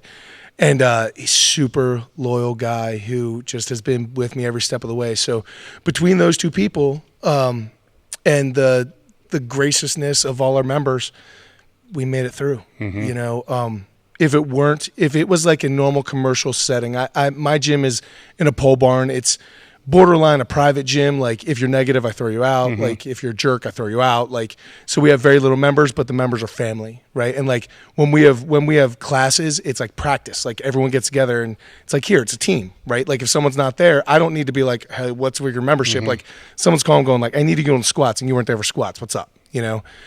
So that's why my retention's awesome, because I don't need to do it, you know? Yeah. And without the help of those people, if it was a normal gym, I wouldn't have made it. But because We have some really cool members and some really awesome people who just pulled twice the weight that they should have. They helped me through it. I'm so grateful for those people. What was the diagnosis? Or the diagnosis is cystomycosis, which is a parasite. So during my time in counterterrorism, I had gotten in some water, put part of my body in some water. It was not, I didn't drink dirty water. Part of my body was touching some sort of dirty water. Worms swam through my skin. The worms obviously wreaked havoc on like my stomach lining and worked their way up to my brain. And so literally 240,000 people every single year die of this disease in Africa alone, just in Africa alone. And it's cured with like a couple $1 pill. But I went through 2 years of the best doctors in the world going, you're the healthiest dying person we know. And then finally, I was at the Arnold and ran into Mark Bell, who I have some history with, and he saw how sick I was. He was like, dude, I heard you were sick, but I didn't know you were like, look like you're going to die sick. So he was like, I've made a lot of contacts. This doctor only deals with like special ops personnel. And so you've been to a lot of the same places, so maybe she can help you out. So literally a couple texts later, she was like, you have worms. And I was like, I don't have worms. I've been tested for worms. I don't have parasites. She's like, you have worms. So I had to go to New York City, which I'm not a fan of cities, especially not driving and parking and all that stuff, where I had to see a special doctor who, it's a hilarious story, but stuck a 10-inch probe up my butt for this test. It was a great experience. I've had it done twice. Have another one coming up. If you'd like to see it, I can make that happen. And then, so after all that, we got diagnosed with worms and got pills, couple $1 pills, and I don't have worms anymore. Now I'm dealing with Lyme. Found out after that I'm dealing with Lyme, so I'm getting ready to start my whatever protocol is for that. That's going to hurt me a little bit, and then, yeah, that's it. But the complications from the worms could potentially stay for the next 20 years. They don't know. yeah, So we'll see. at least they figured it out. Yeah. You know. Yes. So Literally, everyone thought I was going to die. I thought I was going to die. I was working my face off because I was like,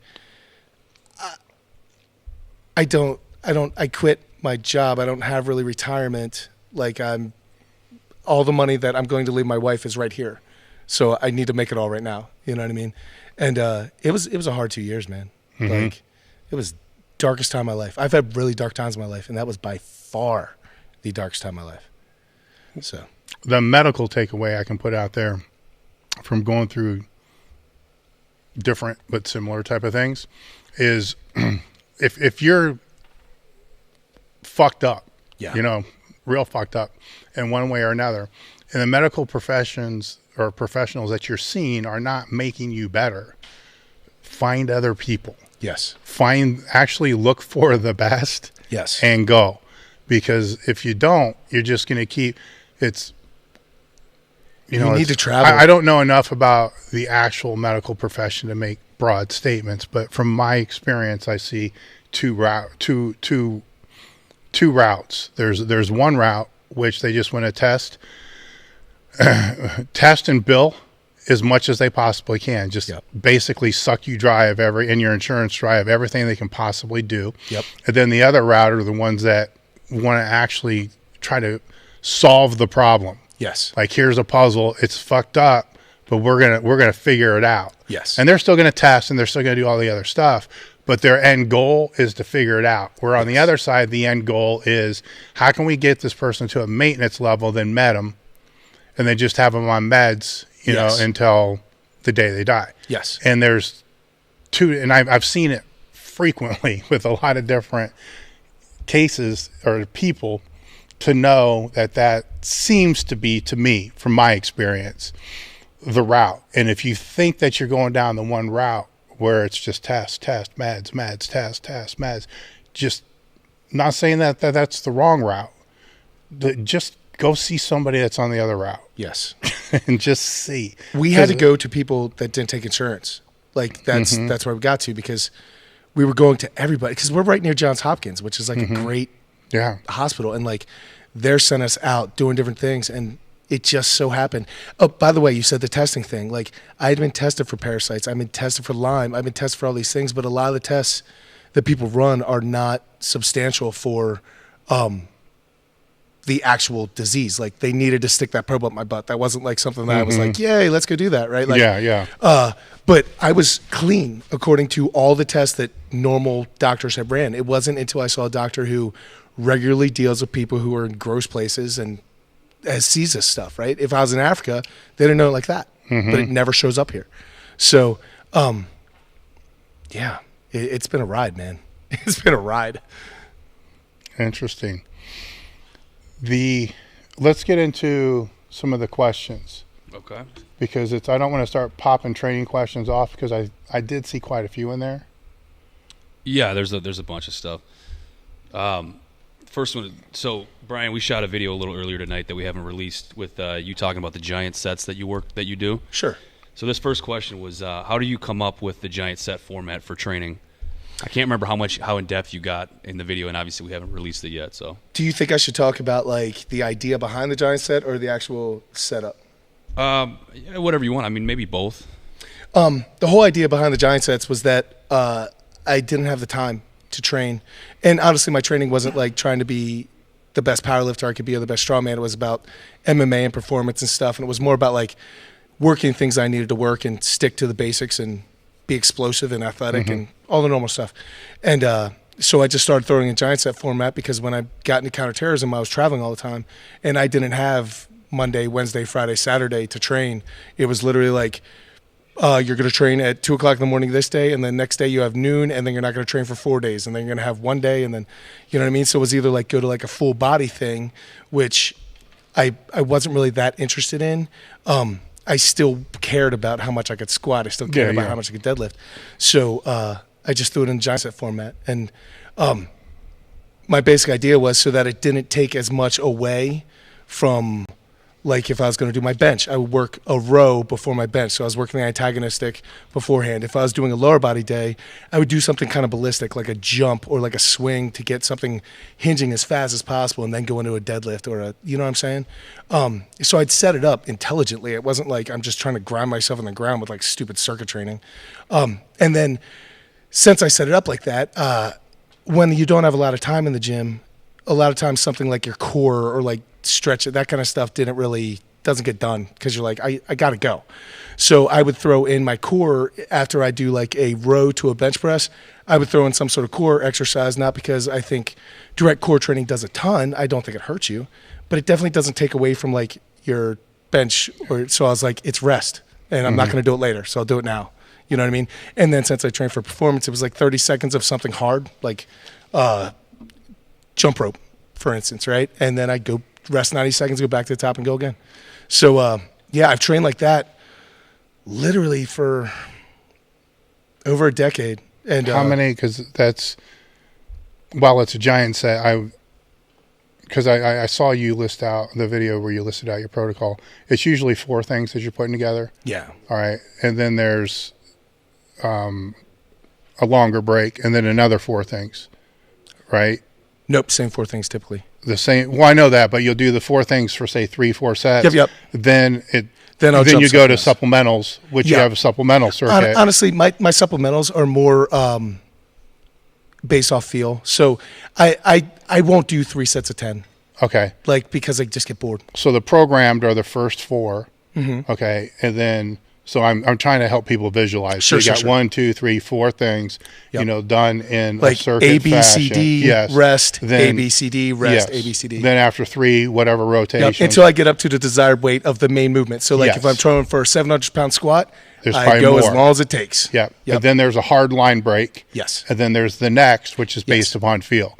Which Yes. could be buys, tries, abs. But typically, I just take know. the main mover, and either it's going to be volume for like some type of technique or really dropping the weight and working my form so that like my last reps are my best reps. Yes. Because if I'm doing something really heavy, a lot of times I like to drop back and just kind of make sure that I'm ingraining those good reps at the end. So the last thing I did was just good when I left, or I stick them in some sort of assistance finisher that's based around the weak points of that lift. So like if I need good mornings for my squat, then that will be thrown in some sort of timed group. So if you say do 3 sets of 10 of whatever. I'm like, this sucks. I've been lifting forever. This sucks. It's not fun.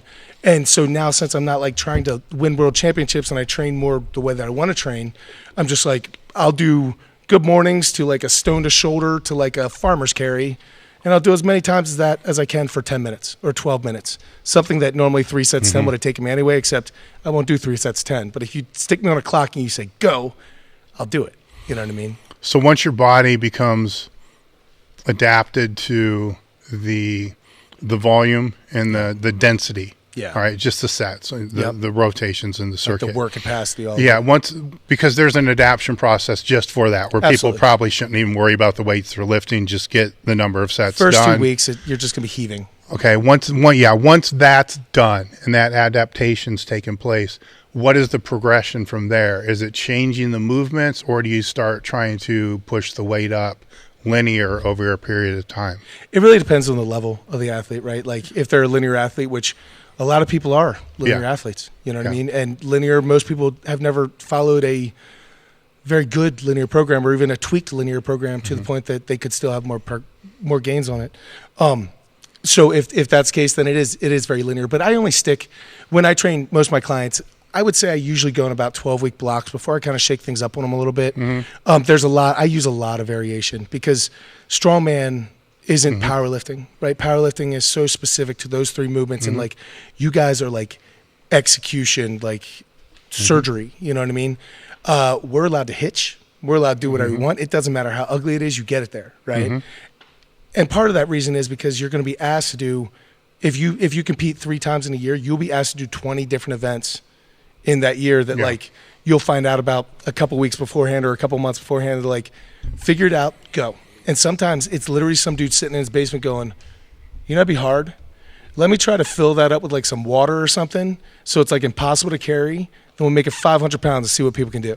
And that's sometimes the event where it's literally you're replicating it by whatever, you know what I mean? Like you don't, it's not like you can go be like, oh, I'm going to go use the wooden log that this competition has. Like, you're like, I don't know, you're figuring it out. So there's a lot of variation, focusing on just making people brutally strong, right? Yeah. Like, you look at me, like, I am not a technique expert. I get by on like mistakes that I've made and like getting through and just put in the hard work and the hard time. And a lot of people aren't into the strongman training, but I really think a lot of people could gain something from just doing some of the things like sandbag carries or even farmer's carries, right? Like, because it's just moving big, cumbersome objects. And you think about like old man strength, or like you grab a hold of a wrestler, like you get a wrestler or a plumber or a carpenter, and like they have a certain base strength because they just move things. It's manual labor. That's where so much of my strength came from like growing up with farm animals and like doing construction work. Like a lot of it was based there. And, there's a lot to be said for a little bit of strongman work to kind of carry over to make a barbell feel like a toothpick or like very balanced. And you're like, holy crap, like they weigh these things out. Because in strongman, it's not a rare thing to show up at a contest. Literally, we had a contest that a bunch of my people did last weekend. The girls did not know what weights they needed to compete with until literally they were walking into the contest, and he's like, I don't know what weights we're going to do yet. It's that weird. And if you walk in and you've trained 6 months, and we're talking about high level events sometimes, you walk in and you're like, they said this stone is going to be 400 pounds or this deadlift is going to be like 600 pounds. And you get there and they're like, yeah, we changed it. Now it's 650. And you're like, deal with it, strongman. That's always, it's always like, deal with it, strongman. And that's cool, right? I love that about it, because for a guy who doesn't prep well, like I don't like execute, I get away with like athleticism and just gorilla strength sometimes, you know? And so that's why I picked up on strongman immediately. Like I went from touched my first strongman implements, week later, won a show, 2 months later, went to nationals. And it was literally just because all the dumb stuff that I'd been training, not only like the normal barbell stuff, but all the construction things. So I really think a lot of people could gain from a little bit of strongman stuff, at least in their conditioning. It's like a prowler. Yeah. Like 12 years ago, people didn't know what a prowler was. People were like, only football players push sleds. Now, if you go to a gym and they don't have a sled to push, you're like, what kind of gym is this? You know what I mean? Yeah. So things change. And I really think there's going to be a couple things that strongman's too organized to really take it off big yet. They're not there. But like there's a lot of things that are kind of being picked up. Like CrossFit, people are starting to do strongman movements. A lot of powerlifting gyms now have logs or sandbags. So a lot of that's kind of coming around, and I'm happy to see it. Like Yeah. I think it's only going to make people progress faster. There's a lot of crossover that where, say if it's a yoke, super yoke, you know, Yes. one of my guys out here discovered, and you know, I've had a super yoke, which has basically been nothing more than a billboard for us. But he picked it up, and it's heavy. You Yeah. know, just without anything, it's heavy. So he picked it up and, you know, thought about it. And he's like, you know, if I do this, I don't have to do shit for my abs. I don't have to do anything. I just walk with it down and back. His walkout got better. You know, his pit, or he uses monolift. You know, so his pit got way better. You know, all this stuff got way better. He figured out where the threshold was. He found out where too much was, and then dialed it back down, and then just does his walk once every couple of weeks. He's figured out where his minimum is. You know, which that's powerlifting, is you got to find the minimal effective dose, especially the higher you are. It's more pulling people back than it is pushing them forward. Absolutely. Which is so backwards to how people think. Absolutely. You know, where the beginners need a kick in the ass and to do more work. 100%. Where the strongest, you know, the stronger need, like, whoa, dude, that's it. Yeah. You're done. What the hell you mean? Right. You know, so, but even with them, they got to kind of push it. At least I always did, and the people that I work with seem to do the same thing. So I don't know. They push it and they find out where that edge is. They would have been great if they didn't. You know, then they back it down off that edge, and they know, okay, I just don't want them falling off the edge like I did. You know, then I will say did. the yoke, like the super yoke, like for those of you who don't know what we're talking about, like you stick it on your back and you walk, right? Like it doesn't look like it'd be hard at all, but it is brutal. I will say, like, you know, if you do like a stupid high rep set of deadlifts where like you're like, I'm trying to prove something, and then like you have the flu for like the next day, the yoke is worse than that. Yeah. Like it is the number one drainer, right? So you need to be super careful with it. But I will say, as far as like, you know how like there's a tolerance to lifting heavy things, especially on your back. Like if you haven't had 500 pounds on your back for a long time, you put 500 pounds on your back and it feels like a truck. Like you lose it, like your tolerance is gone, right? A yoke is a great thing to throw like 800 pounds on your back, walk around for a little bit. 500 pounds feels like nothing, right? Like there's like a super maximal type of effect that carries over a decent amount of time. There was a time when I didn't have very much training time at all, and I would do my yoke walks on Sunday night, completely backwards, but I do yoke walks Sunday night late, super heavy, and then Monday morning I would do squats, and I was hitting PRs like crazy. Even though we're talking about hours later, and I should be run down, I was hitting PRs like crazy just because my body was like, 600 pounds doesn't mean anything when you just had like 900 pounds on your back. You know what I mean? And like, there might not be a whole lot of scientific study behind it or anything, but there's a whole lot of... Well, I can make the argument that your body really isn't entering the super compensate. It's really not broken down. Sure. It is broken down, but it hasn't really started the recovery phase. Absolutely. Yeah, even though you did sleep. Or I could also make the argument it wasn't enough work that you recovered throughout the night sleeping. So there's always, you know, the science is great. I'm never going to be one to bash the science guys ever. You know, I read every one of the science review journals that are out there, and they're a great thing. I'm glad that, you know, they're being published. Yeah. Out of all of them, I guess I'll give props to, you know, Greg Knuckles and his crew with Mass, because they always seem to hit really good topics. Some of the other ones just kind of like throw shit against the wall, and it's like, oh man, what's, you know, or it's information for information's sake. Yeah, it's not applicable. And for me, I'm reading that stuff more because I love it. Yeah. You know, and it's a hobby. It's not going to help me in business in any way whatsoever. It's just, wow, this is. Yeah, it's fascinating. Yeah, you know, it's what I went to school for. It's, you know, I can get pulled down a rabbit hole, and that's why I have these, because I print them, and then I read them in paper form, so I can't get sucked down an internet rabbit hole going to see where, you know, they're summarizing the research. I can go find the research, read the research, so then the next thing you know, half my day's gone because I went back to who I used to be 30 years ago when I was really into all that shit. Yep. So I got stacks in the office. You'll see just fucking printed out shit all over the place of that kind of stuff. But it's fun, but you can't go directly on that because everybody's so different. Now, there are things that are just common training laws. Absolutely. Yeah, you know, there's principles. Yeah, there's principles that just are always going to be what Right. they're going to be. And yet there's still some outliers every once in a while. And somebody's always like, well, what about, and you're like, dude, you're not Ed Cohn. Yes. Sorry. Like, you're not. Like, I get that a lot. Like, people saying, like, well, what about this guy? I'm like, you're not him. Yeah. You're not doing what he's doing. Like, leverages matter. yes. You know, a lot. Yes. You know, in some sports, a whole hell of a lot. You know, it's like, wow, look at this dude. I'm like, say it's a huge deadlifter. Yeah. I'm like, well, you know, it's, if you really want to learn from that person, see what they bench. Yeah. You know, because Yeah. you take somebody that's got, you know, over a 900-pound pull. Oftentimes there are some gorilla arms. Yeah. And if they got a 550 plus bench, learn how they benched. Yeah. Because that's fucking impressive. Yeah. With arms like that, that's Absolutely. way impressive. You'll learn more about the bench from them than you will the guy that's built the bench. Yes. Whereas you take the guy with the stubby arms who's got a big pole. Yes. All right. You're going to learn more about how to deadlift from them than you Absolutely. will the guy that pulls with super long arms. Yes. You know, so it's kind of learning in reverse. Next one. Okay, I meant to go to this one earlier because you guys were kind of talking about medical bills and things of that nature. But Stupid medical bills. this one was, how do you deal financially with surgery bills? Recently experiencing just one surgery, I was overwhelmed in debt. I can't imagine paying off several surgeries while balancing life's bills.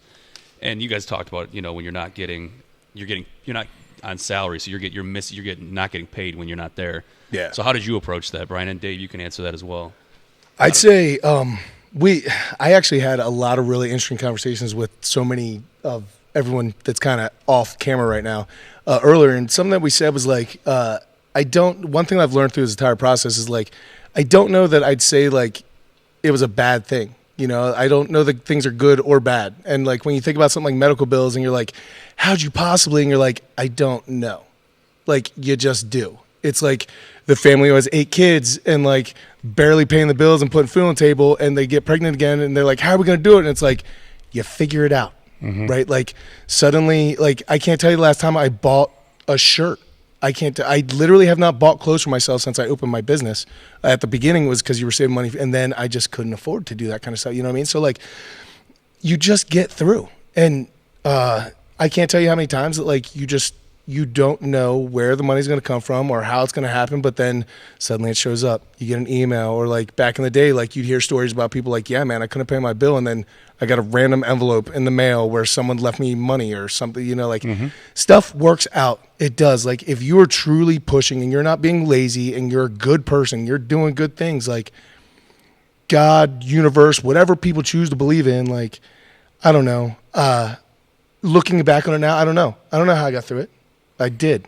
I 1 second at a time, 1 day at a time, 1 moment at a time. You know what I mean? Like, that's how. Yeah, I'll follow up one thing that you said, then I'll get into the medical bill part. Is, you know, you're talking about the bills, and I remember a couple times when the infancy of the business, you know, working out of my house, and it was after I left training, so it was, you know, all in now. So basically just my wife's salary at the job that she had, which wasn't that great, but enough to be able to pay for the mortgage. Sure. And a little bit of food. Right. Some tuna fish and That's ramen. it, you know, and it really wasn't a matter of paying myself. It was just paying the vendors, you know, paying my suppliers, because I'm selling other people's products. I'm a retailer. And I can remember three or four times distinctly, clearly being in a position like, I don't know what the fuck we're going to do. Yeah. You know, I don't know. You know, Yeah. I've already extended my credit, you know, with this supplier. You know, I'm going to lose the supplier, obviously, because I can't afford the bill. And the 2 times, which were just really bad, I mean, really bad, like, you know what, this thing might be over. Then I checked the mailbox, and at the time I was selling Louis' reverse hyper and the other equipment that he wanted to get out of. He had a mail order business. He wanted to get out of it. So he kind of pushed that off. He didn't push it off. He gave that to Tracy and I on consignment, and then we used that to build, you know, the company that we have now. And I'd open an envelope, and there was a check in there from a university for like 5 reverse hypers. And I'm like, holy fuck, you know? We just did it. I'm like, this just paid the bills. Now, Yep. there's still, I still got to pay Louis for the hypers and everything else, Sure. but there was terms that was net 30, so I had 30 days until I had to pay him. They weren't going to ship, for 8 weeks. Back then, the shipping time on equipment was long, 8 to 12 weeks. One thing Rogue did was disrupt the market with shipping times. So, they came in and fucked everybody up because we were all, you take the order, you got 16 weeks, 12 weeks, and that was standard practice. And they come in and it's like shipping in 1 week. Right. And the whole market. That's what you do if you're trying to build a company. Is you want to disrupt the market, And they did, and it was for the better of everybody in the industry because everybody's shipping times had to come down. They had to. Yeah. Or you were just going to get fucking Right. destroyed. Or you were in a business Yeah, anymore. yeah. You were going to get drilled. So you had to find ways to do it. But that may have been the only check for 3 years that was for 5 hypers for one school. Yep. And that happened And a it few was times. perfect timing. And it was and perfect timing. And it's just like, oh my, why, and I remember sitting there saying, why did this happen? And, I had more issues back then than I had now, but why did this happen to me? Out of all people, why has this happened to me? Right. I'm the one that doesn't have this shit happen. Right. I'm the one that only has adversity. Why did I just have this? Why did something good happen? Yeah, why did this happen? I'm not used to this. You're suspicious. Yeah, I'm so even used like to, the universe. You're like, yeah, I'm so used to fighting Yeah. on my back. me too. And it's why, and it's still to this day, but it's a real fucking thing. If you truly have, and I'm not saying this from a religious standpoint, if you truly have faith that things are going to work out, Yes. and it's a deep faith that things are going to work out, they're going to work out. If you're backing up with work. Yeah, you got to back it up with Gotta work. back it up. Yes, 100%. 100%. Have faith and want to work for it. But I will say, even there have been times when I needed something to come through, not that big of a deal, right? The big deals have always kind of worked out, the make or break deals. Mm-hmm. But there have been plenty that I thought were make or break deals that didn't work out, and I was like, oh no, and somehow you scrape together, and then you find a new way to make it. You sell something, or you you know what I mean? Yeah. There's always a way. Like you said, sometimes it works out. Sometimes, because there's going to be someone here watching this right now that's going, man, I had that, it didn't work out, so now I give up. And I'm like, bro, No, it ain't like there's that, still man. times, there's still times when it didn't work out that beautifully, but you still scraped it, you still kept going. And eventually, I totally believe that, the world moves out of the way of people who know where they're going. Mm-hmm. And you had that vision and you were willing to work for it and you believed and you stayed positive and you just kept going, and it worked out, right? And when you needed, it seemed like you could not get a break, right? For years, for decades, it seemed like black cloud. And then one day when you really needed it, when that thing really needed it, just bam. Yeah. And you're like, that's so cool. You will never forget that. I'm Garth Brooks fan, so he's got, a lyric, Yeah. some of God's greatest gifts are ungranted. Unanswered prayers, yeah, man. Yeah, unanswered prayers. So that's true there. Now, from the medical bill standpoint, I've always been overly responsible when it comes to having medical insurance Sure. and having deductibles that we were able to afford and pay. Smart. And even if it meant the deductible might be a little bit out of reach, but it was going to cover, whatever was going to happen, Yes. because I had enough shit happen to me, competing, Yep. with torn pecs and, things that had big medical bills, that I would rather have a higher deductible that's going to give me full coverage, and then a lower deductible that's going to get me stuck on some 80-20 thing, and then have $1 million medical bills with $250,000 that you can't afford to pay. Smart advice. So really look at your plans, and when you look at your plans, look at it 2 ways. Look at it as far as what you can afford, okay, because that's the given reality. And then you have to look at it as, what if, worst case scenario? Yes. What if you were to accumulate over $1 million in medical bills in a year? And it can happen. And you want to talk about ACL surgery, it's so expensive. Medical bills are so expensive. One little thing that happens to 90% athletes, you know what I mean? Yeah. Like, can bury you. Well, anesthesia alone, just boom, you know. So, you know, a hip can be $200,000. Are you serious? You know, so it depends. It depends where you go. You know, Sure, and you sure. want to be able to give yourself the best options. Yeah, you know, don't want to as well. skip on a hip.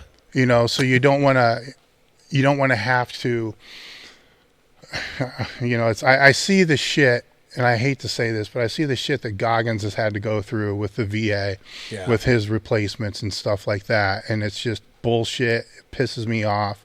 You know, our veterans should be, you know, I don't want to go down that road, but he's gotten the work that he needs done, but you know, I'm not really too sure that, you know, the guy that does your elbows should be doing your hips, should be doing your knees, should be doing, you know, every joint in your body. You know, it's like, you want the guy, if you're going to have something replaced, you want the guy that's all they do. And during the days that they do surgery, they're doing 10 or 20 a day. Yes. You know, so they got, It's routine. yeah, it's like they can do this in Changing their oil. sleep.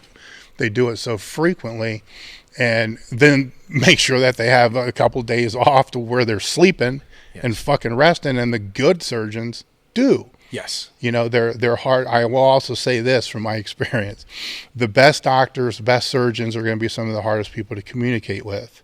So don't make your judgment based upon them. Make it based upon their assistant. A lot of very good doctors have very bad bedside manner as well. That's okay. Like, as long as their assistants, they're can talk like, to you. they're so locked in to that thing. That's their specialty. They don't worry about talking to people because they're good at cutting people. And I'm like, you stick to that.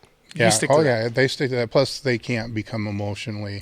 Not at all. You know, it'd be a really hard profession. Yeah. So I have a lot of respect for 100%. you know, surgeons and so forth, because they've helped me tremendously throughout my life. But Where at the would we be same without time, them? yeah, at the same time, you gotta leave your options as large as you can. Absolutely. You know, and as large as you can afford. You know, because I do understand that, and you know, it's a weird fucking age that we're in right now, because a lot of the best general practitioners will no longer accept insurance. They're bailing. You know, my GP is private pay.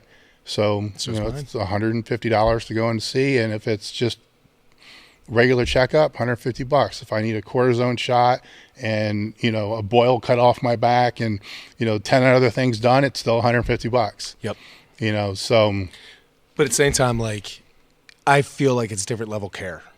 Like, Yeah. I do. I feel like that person doesn't have a ton of patients that they're seeing. Like, each one of my, because I'm in the same situation, and every time that, like, you have an appointment, like, you truly feel like you had your questions answered, you weren't, like, rushed out the door. At least I do. As opposed to, like, a normal, especially, like, as I got higher and higher with searching for answers, the second that the specialist knew that it was not theirs, they were like, can't help you, you're out. And I'm like, can you point me towards? And they're like, no, I'm a specialist. Means I don't know. And I can completely respect that. But man, was it frustrating. That was so frustrating. You know? Or the other thing with my GP is it's by the hour. So if I go in and it's Eric Serrano, so everybody already knows this. Oh. So if I go in there and it's just a regular, you know, I get my blood work way more often than most people do. So probably 4 to 6 times a year. So if it's just going in there to renew some meds, you know, that I need refilled, and then reviewing the blood work, and I don't really have a lot going on, I got to sit there and listen to that fucker bitch about my diet or whatever for, you know, and I'm learning the whole time. So I'm not complaining about this Sure. by any stretch of the imagination. He's taught me more about, you know, diet, nutrition, health, and so forth, that, you know, weight's not always, it does matter. Sure. But if you're going through certain health issues and you're having a lot of weight fluctuation outside of digestive issues, then that's not great for your health. No. You know, you want to try to keep the weight as stable as it can be, but that's just more, a good doctor will tell you these things. Yep. You know, they're not going to lecture you, they're going to communicate with you. The other thing to put out there, because I get asked this question a lot, you know, don't expect to walk into a doctor and get hormone replacement therapy without creating some type of rapport with them.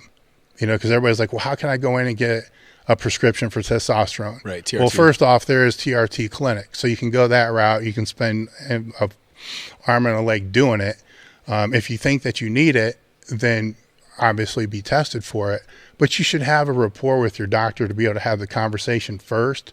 Because if you walk in there a 270-pound meathead, acting like a meathead, they're not even going to want to have the discussion with you. No, it's like a heroin, like drug-seeking behavior. Yeah, so you can still walk in there, the 275-pound meathead, and be polite, but like cordial, we discussed earlier, you gotta break the stereotype. You got to break the stereotype, because then they're going to look at it a little bit differently.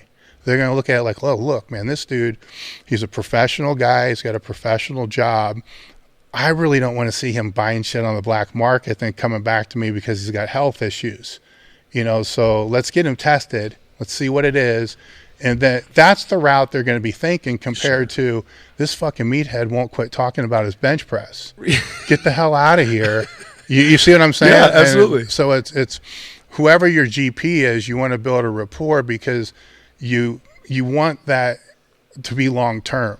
Right. You know what I'm saying? And if it's not, find one that will be. And having a GP that actually cares about you is always a good thing. Yes. What the main woman who started taking me through this is she actually goes to the gym, and when I started getting sick, she was my general practitioner for, like, if I have like a cold or something, I go see her. She gives me, like, because I didn't have a lot of health problems throughout my life, and but her caring about me gave me a different level of care and got me to a different level of personnel, because she was an advocate for me. Because talking about medical stuff, if you are not your own advocate, it's very tough to get anywhere in the medical community, like even just get heard at all.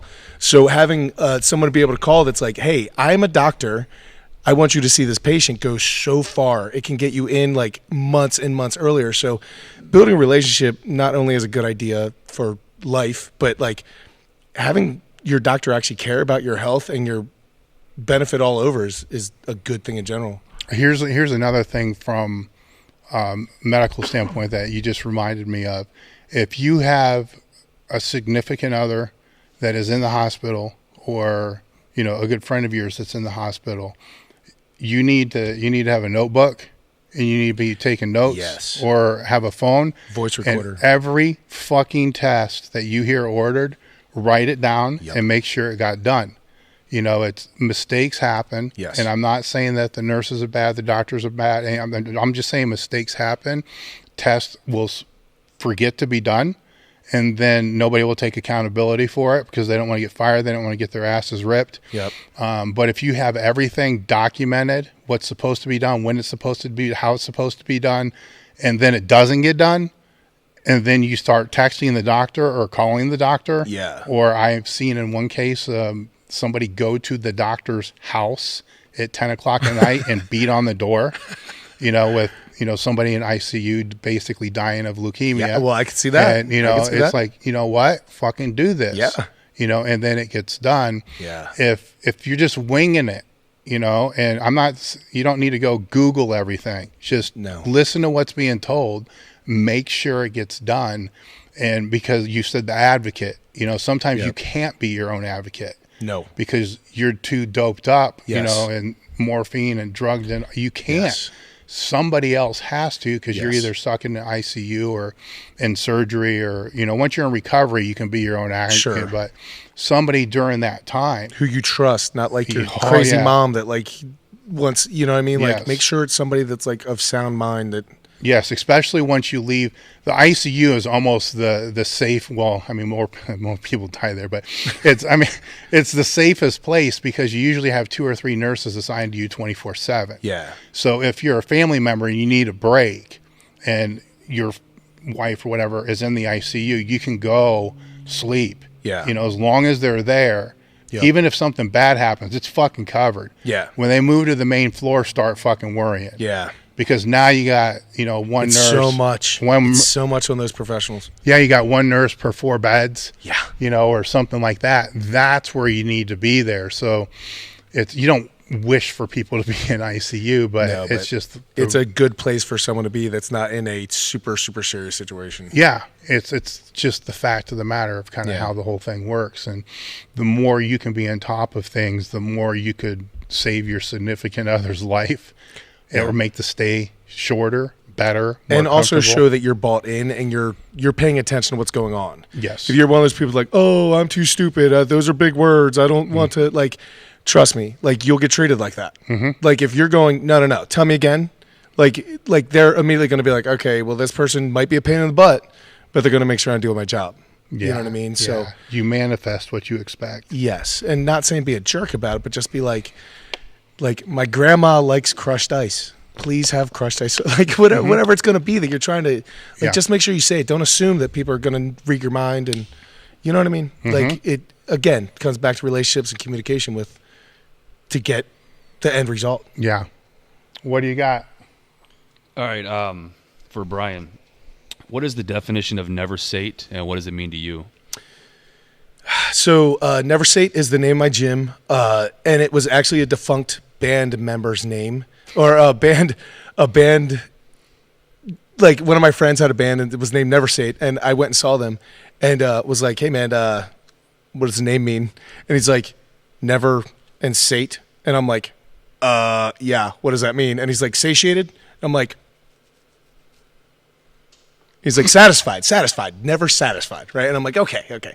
So I kept thinking about it. I was like, man, that's kind of cool. Like, I like how it's like, it's not obvious, but like the more you think about it, then you're like, all right. And like, I'm a very thankful person, and I like it gets real dicey when you talk about like thankfulness and versus like never satiated, or like never satisfied. And you're like, well, then are you never happy? And I'm like, different things. You know what I mean? What NEVERsate means is like, even if you can no longer squat, right? We work with a lot of people who don't have their arms, don't have their legs, can't do things like normal people can do. That doesn't mean that they're not part of the team, you know? It means that, like, if you can't do something physically, then you're going to try to get better mentally. If you can't get better mentally, then you're going to try to get better emotionally. Like, it means, like, when I'm driving my car, I'm not just, like, mindlessly doing something. Like, I'm trying to, like, become a better driver, maybe, for instance. Like, it's just always constantly trying to improve your situation, you know? Constant and never-ending improvement all the time. That's just what it's about to me. It means different things to different people, and the good part about it is that it helped me create an umbrella, because it's not like kill puppies gym, you know what I mean? So it has kind of like a different connotation. It's not like that, so I get a wide spread of different people, but it is known as like a place that just is very welcoming for people who we accept that. And it has nothing to do if you lift 5 pounds or 500 pounds. It has to do with, like, you give what you have, right? Like, I don't care how strong you are. I can make you stronger. Like, if you come in and you quit after I push you a little bit, then I'm like, if you quit there, you're never gonna, like, it's not you, it's me. Like, sorry, you got to go, right? And it's just built a family where there's a certain excellence expected. And since I was able to set it from the beginning, since I was the guy that I'm the gatekeeper that everyone needs to come through, I've been able to keep the quality to a level where it's no problem. Like, we don't have the same gym drama. Like, people aren't on their phones during sets. The only time people are on their phones are to videotape someone getting their PR so they can give it to them or something like that. Like, no one's talking about work. If people are talking about work, literally people be like, I'm squatting. Like, I'm sorry that your day's bad. We can talk about it later all you want. You can whine and complain all you want, but right now, that's not getting us better. Right now, we're doing this. And it goes back to that presence, you know? And so really, it's just about constantly being willing to sacrifice what you're currently at to become what you could be, you know what I mean? And having the courage to actually do that instead of just getting set in your way. Like, a lot of people, when I could no longer really lift as heavy as I could before I got sick, it would have been very easy to be like, okay, I don't want to lift heavy anymore. I don't want to do this. I don't want to do that because I'm not good at it anymore. I'm not the top anymore. And I needed to find different ways to make it cool because, or different ways that I enjoyed the training. Just in general, it's all had to change because of all that. You know what I mean? I'm sure you've been through it too. Like, Oh yeah. I actually I was talking to somebody the other day about, in a video, talking about starting over at zero and how, like, they're like, oh man, I hurt myself and, like, I'm so torn up. I'm like, dude, go check out Dave Tate's stuff and just read the laundry list, right? Like, I can give you a laundry list, but mine's not from so much lifting stuff. Like, the number of you guys who just have, like, destroyed yourselves and come back and destroyed yourself and started an empty bar, started, like, and like, again and again and again. I don't understand why people get upset. I can understand why people get upset when they get injured, but I'm like, when I was coming up, the first time I hurt my back and like was getting like weird tingly sensations down my leg and was like going numb and stuff, I was like, I'm in huge trouble here. And I reached out to like a lifter that I knew on T Nation who was like an older guy, probably about my age and super strong, like Zercher squat, like 700-pound kind of guy, and was like, has this ever happened to you? And he's like, yeah, look, here's what's going on. I explained and really like calm my nerves down. I still had to get serious medical attention done and stuff, but like, he was able to calm me down. And now there's so much information out there. If they just type in Dave Tate injuries and watch like 5 minutes of video, they're like, well, he's had this 7 times. Like, yeah, this isn't that big of a deal.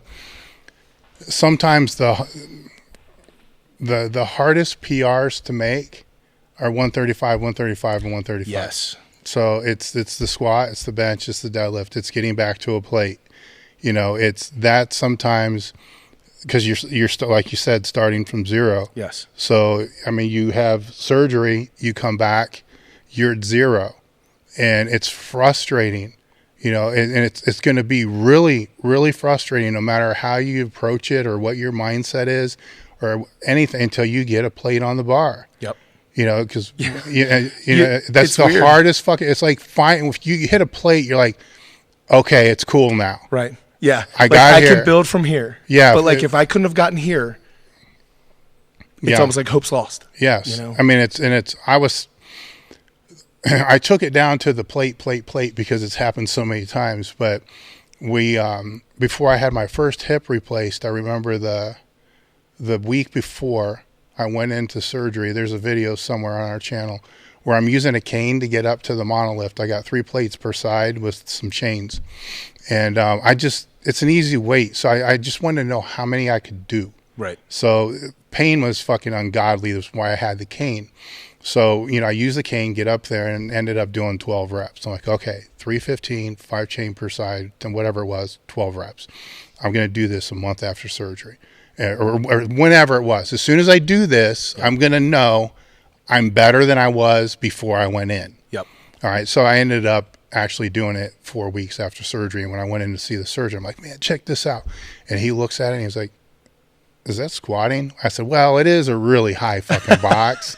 And he's like, no. There's like, a lot of people on the internet would not consider this a squat. It's like, and that's kind of what I was thinking. I'm like, you're not busting my balls about my high box because you're the one that told me to do this shit. He's on YouTube commenting. Yeah. And he's like, no. What you don't understand is we put this plate up in their hip because your hip was fractured as well.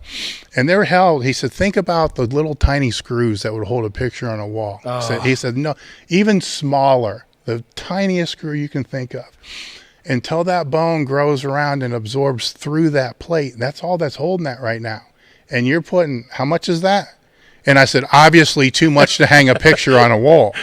And I said, but I am like keeping constant muscle tension and, you know, I'm coming up with right. And I left thinking, fuck, I shouldn't be doing this. Yep. I need to back it down, let the bone heal. Yep. Where I thought, man, this is cool. I'm going to be fucking killing this in, 6 weeks. And, but that's when I'm like, okay, now this 135 thing is going to go back to 135. But even with that, getting to 90 degrees, because this way it was high, getting to 90 degrees at 135, after you're looking at 6 months. Yep. If sometimes you may never make it back to 135. I can't hold a bar on my squat back, or I can't hold, I got to use safety bars and stuff like that. So I have no 135 option. Sure. Not with a free squat. Yep.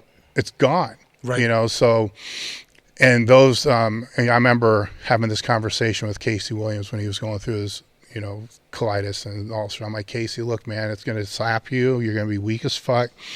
Just 135, man. It's just let it take everything from you. Yep. Until you won't be able to do the bar. Just you'll be cool once you get it back to 135.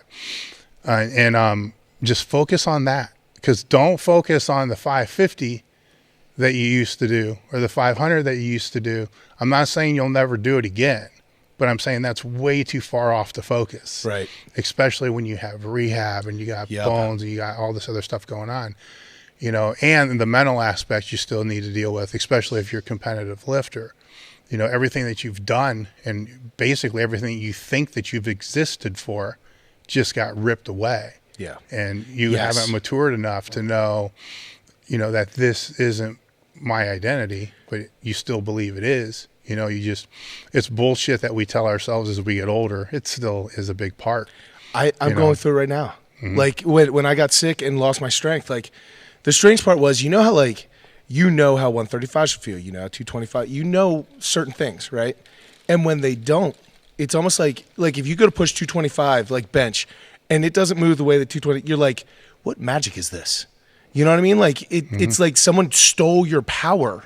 And like the frustrating thing is you're like, it's never going to come back. It's never going to come back. And like you said, like 6 months, and like people, when you just get injured and you say 6 months, it's crushing, right? However, you look at your career, you look at my career, and you're like, 6 months. Like, you know how many times I've like not been doing anything for like 6 months? Oh, like, yeah. Like it's happened so many times, and here I am now, and you're going, oh man, I hope I can get there someday. I'm like, bro, like just stick with it. Like everyone out there, just stick with it long enough. Like keep coming back. Be too stupid to quit. Like that's how you get far in this sport. Yeah. I mean, the way that I've gotten through the identity crisis of not being able to compete, you got to, for those listening, I mean, I've said it hundreds of times, but I can't assume the people listening now have heard it. I started competing in '83 and retired in 2004. So, I mean, that was the number one priority in my life. Anything else was a distant second. I'm not saying I didn't do anything else. I still got a degree. I still worked multiple jobs at a time to be able to do that, but it was my number one priority. And it got to a point where I couldn't grab a bar anymore to squat because the shoulder's frozen. I'm not going to get it replaced. I'm not going to get into the details behind that, but I'm just not going to do it. Success rate isn't good enough. And that was it. It was over. And at And at the same time, I kind of think I knew it was, so it was kind of a clashing of two worlds, the mental side knowing I'm not really going to get better. I might be able to put my best lifts together if I'm lucky. Sure. But I'm probably not going to get better at this point. And the damage has accumulated, and I won't know the full extent of my wear and tear until 10, 15 years from now. Exactly. And I knew that, and I understood that, and I knew that. And at that point, I started to see what my family history was because my parents were getting older. And I kind of knew the road that I was looking at. Like, okay, what can I do to challenge myself? Right. So that's when the whole bodybuilding, Justin Harris, all that was just a means to not cope with reality. It was my way to dodge the real world by finding something that was really mentally fucking hard to do. Yeah.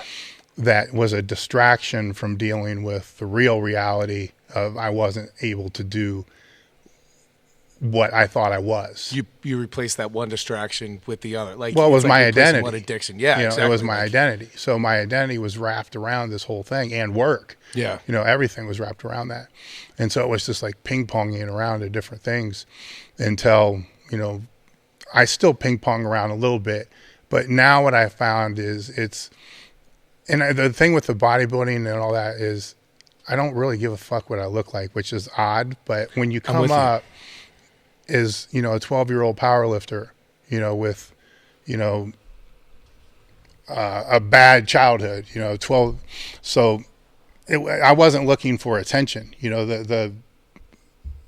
it helped deal. I guess I can't explain what I'm trying to formulate, but I really didn't, the bodybuilding thing really wasn't a thing. You didn't need someone else. I didn't need approval. that validation. Yeah. I just wanted to be fucking strong though. Sure. I liked being fucking strong. Sure. I liked knowing It's that protection. if I'm sitting on an airplane, I'm the strongest fucking guy on the plane. Yeah. Wendler's got a funny story where, he came in to do a seminar, and this is when he was still he was in Illinois or something like that. And he's like, you know what? I'm the strongest fucker on this plane. And then when he goes to get off, he sees Ed Cohn's on the same flight. He's like, God damn it. And I've been at the Horseshoe a couple times for the football games there. And I'm like, you know what? I'm probably the strongest fucker in this whole, and this is when I was competing. And then you find out later the next day, one of the guys that I train with is there, and he's like, God damn it, I can't go anywhere where I'm not the strongest fucking person.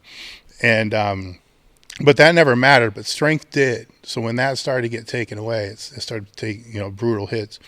Where I find now is I make goals in specific lifts that I have no idea how good I am. Then I'll test them and then get as strong as I can at them, and then push the limit. But it's only one. It's like I tried to do 2 or 3 and kind of make it like a meet. Sure. Too much mental energy. Yeah. Too much mental energy. Too much.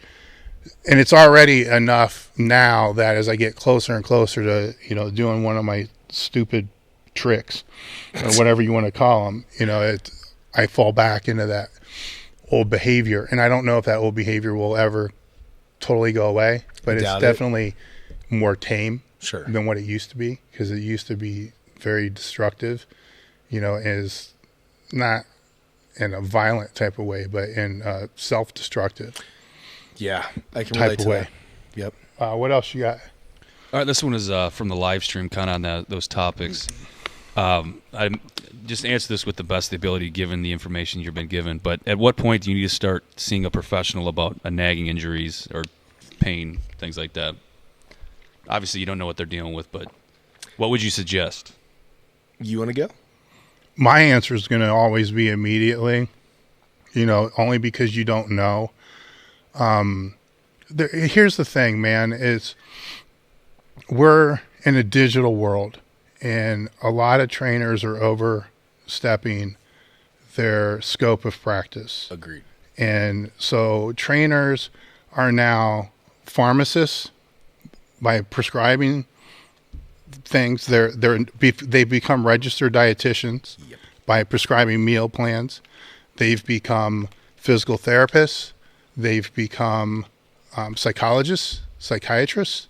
They've become all these things, which each and every one of them, with one screenshot, could be sent a legal letter 100%. and not have liability insurance to cover them, because what they're doing would be considered negligence. Yes. So when you're doing work that's out of your scope of practice, you can't go to your insurance provider, business insurance provider, and say, hey, look, I told this person to take fish oils, and I didn't know they were on blood thinners, and they bled out, and, well, you shouldn't be prescribing. So it becomes a very dangerous slope, that people are walking to, where there are people who are professionals in all these things. You don't have to be the professional at everything, so if anybody has a nagging, injury or whatever it is, they can ask you, right? If they say, hey, look, my feet are fucking killing you, what would you do? I can say, I've had plantar fasciitis. This is what I did. I can educate them on that. I can't say, I think you have plantar fasciitis, because now I'm diagnosing, and now I'm a doctor. And what I think you should do is this, because now I'm a physical therapist and I'm prescribing. And this, if you want to flip this all around, it's amazing how pissed off trainers and strength coaches will get if a physical therapist or a doctor or a dietitian recommends any type of strength training. You see what I'm saying? So it's okay for them to step on all their toes and say they're stupid and don't know what they're doing, but it can't be the same. So it's hard. That's a hard truth. But you can certainly help navigate the person through the gauntlet, because there are dietitians that suck. There's a difference between a nutritionist and a dietitian. Sure. Some states have more flexibility than other states as far as nutritional practice and dieting. And you can always educate. That's the key. It's how you it's how you communicate. It's true. Communication is the key for the podcast. But it's how you communicate what you're saying, because you can educate, you just can't do those other things. And it's frustrating to see how many people get away with it, because it didn't used to be. I take that back. It's probably always been this way, but man, I used to get, just from our old Q&A going way back 15 years ago, man, I used to get threat letters all the time from a Q&A answer that was, man, it sounds like you tore your ACL. And just dumb shit like that. And it's like, holy crap, I can't believe us. Ugh. What the hell? And it's like, any of these threat letters can actually become major problems, 1,000%. if they're not dealt with and contained. And fortunately, I was able to, deal with, all of them just by a phone call and, apology and giving decent referrals and stuff like that. But if it falls into the wrong person that wants to find an attorney that wants to work on consignment, try to find a fast settlement and a quick buck, and you end up being the quick buck, it's not worth it. No. And like, the bottom line is, like, without a picture, even a doctor is still kind of guessing, right? Like, they need to get some imaging. Like, a doctor's still going to say, I think it's your ACL. Let's get some pictures so I can confirm, right? So no one knows. You especially don't know over the internet. You don't know. Like, from my house, it looks great, buddy. I don't know what to tell you. You know what I mean? But, like, the answer is always, like, go get pictures, right? Like, if you have medical insurance, use it. Go get some pictures taken, right? And then if they still ask me questions, I'm always like, I agree with the doctor. Whatever the doctor said, I agree with the doctor. Because I was in a situation where someone had the same type of situation, and they were asking me, like, how'd you come back? Like, how quickly? And I told them how quickly I came back. And then the only thing that saved my butt in that situation was I said, this is what I did, not like, this is what you should do. But ever since then, now, if somebody like is like, hey man, can you help me out with this? I'm like, are you 100% cleared? Like, or if somebody's in person, like if I'm working with like one of my teammates and stuff, I'm like, all right, man, we'll work around. Like, we do what we got to do. But like, dice a game online. You know what I mean? Yeah. I am not a doctor. I am not a surgeon. I am a dumb guy who lifts some strong things. That's it. Yeah. I mean, and this wasn't, the funny thing with this is, this isn't freaking rocket science. I knew this when I was working as a personal trainer fucking 30 years ago. And I did have ACSM and the NSCA, CSCS, and, I had all the highest certifications. But I still knew this, and getting, a doctor's clearance, or now you're never going to talk to the doctor, but you will speak to the nurse practitioner or somebody like that, and you will get the sign off, or not. Enough to cover your butt. You know what I'm saying? You You have enough to be able to cover it, and then you're good. And then you need to be intelligent, communicate with the person that you're working with, because Gen Pop's going to be completely different than an athlete. Yes. An athlete, is going to push through things. Some things you can push through. But they'll push till they break. Yeah, and some things you got to push, train around. Yep. And sometimes if you want to keep the ball 100% in your court and you want to be 100% accountable and liable for what you're doing, then you have to make your own personal decision if this is going to be something you're going to train through, train around, or ignore. And that's up to you. Because at the end of the day, you're responsible. Yes. Right? Like, even though I'm like, no, Dave, don't worry about that. You need to do this. You still went, well, everything that I've read said something different, but he said it. So I'm going to, that was your decision, right? Like, you're in control of your attitude and your actions. And like you mentioned so much earlier, like, just taking responsibility for that is so massive. And knowing and going back to building a relationship with a GP is going to go a long way here, because if you are training for any strength sport, you're going to be friends. Well, yeah, the odds are very high. You're going to go in nicked up. It's a lot of times it's not the strongest person who wins. It's the person that's the healthiest. And I mean, 1,000%. I don't mean healthy from organ, heart, and all that standpoint. I mean joint health, muscle health. Least broken. The least broken person will, if it's powerlifting, there can be a 200-pound difference in their all-time best totals. Yep. And the one has the smaller total can win if they go in healthier than the one that's not. Yep. So that's where you got to be really smart on, is this something to train around, something to train through? That's at least how I went about it, is where am I at now? How many weeks out am I? Sure. Okay, I'm far enough out I can train around this. Actually, I'm far enough out I can take some time off. Sure. Or fuck, I am not far enough out. How am I going to figure this out? I got to go. And if I go, something might break, when I go, but I got to figure out a way to go. And that's where having a physical therapist that you've built a relationship with, having a doctor that you've built a relationship with, if you build a strong enough relationship with them, and any strength athlete who's been around will agree with me, they will be willing to have conversations with you off the record. Yes. But they will not back up what they say. No, 'Cause but it's they'll be straight off with the you. record. Yes. They will be straight, and they'll tell you, this is stupid. Yeah. But on a scale of 1 to 10, it's like a 4 stupid. Right. All right. So to me, that's like, okay, I'm going. Yeah. This is an 8 stupid. Okay, I'm going. It's a 10 stupid off. 5.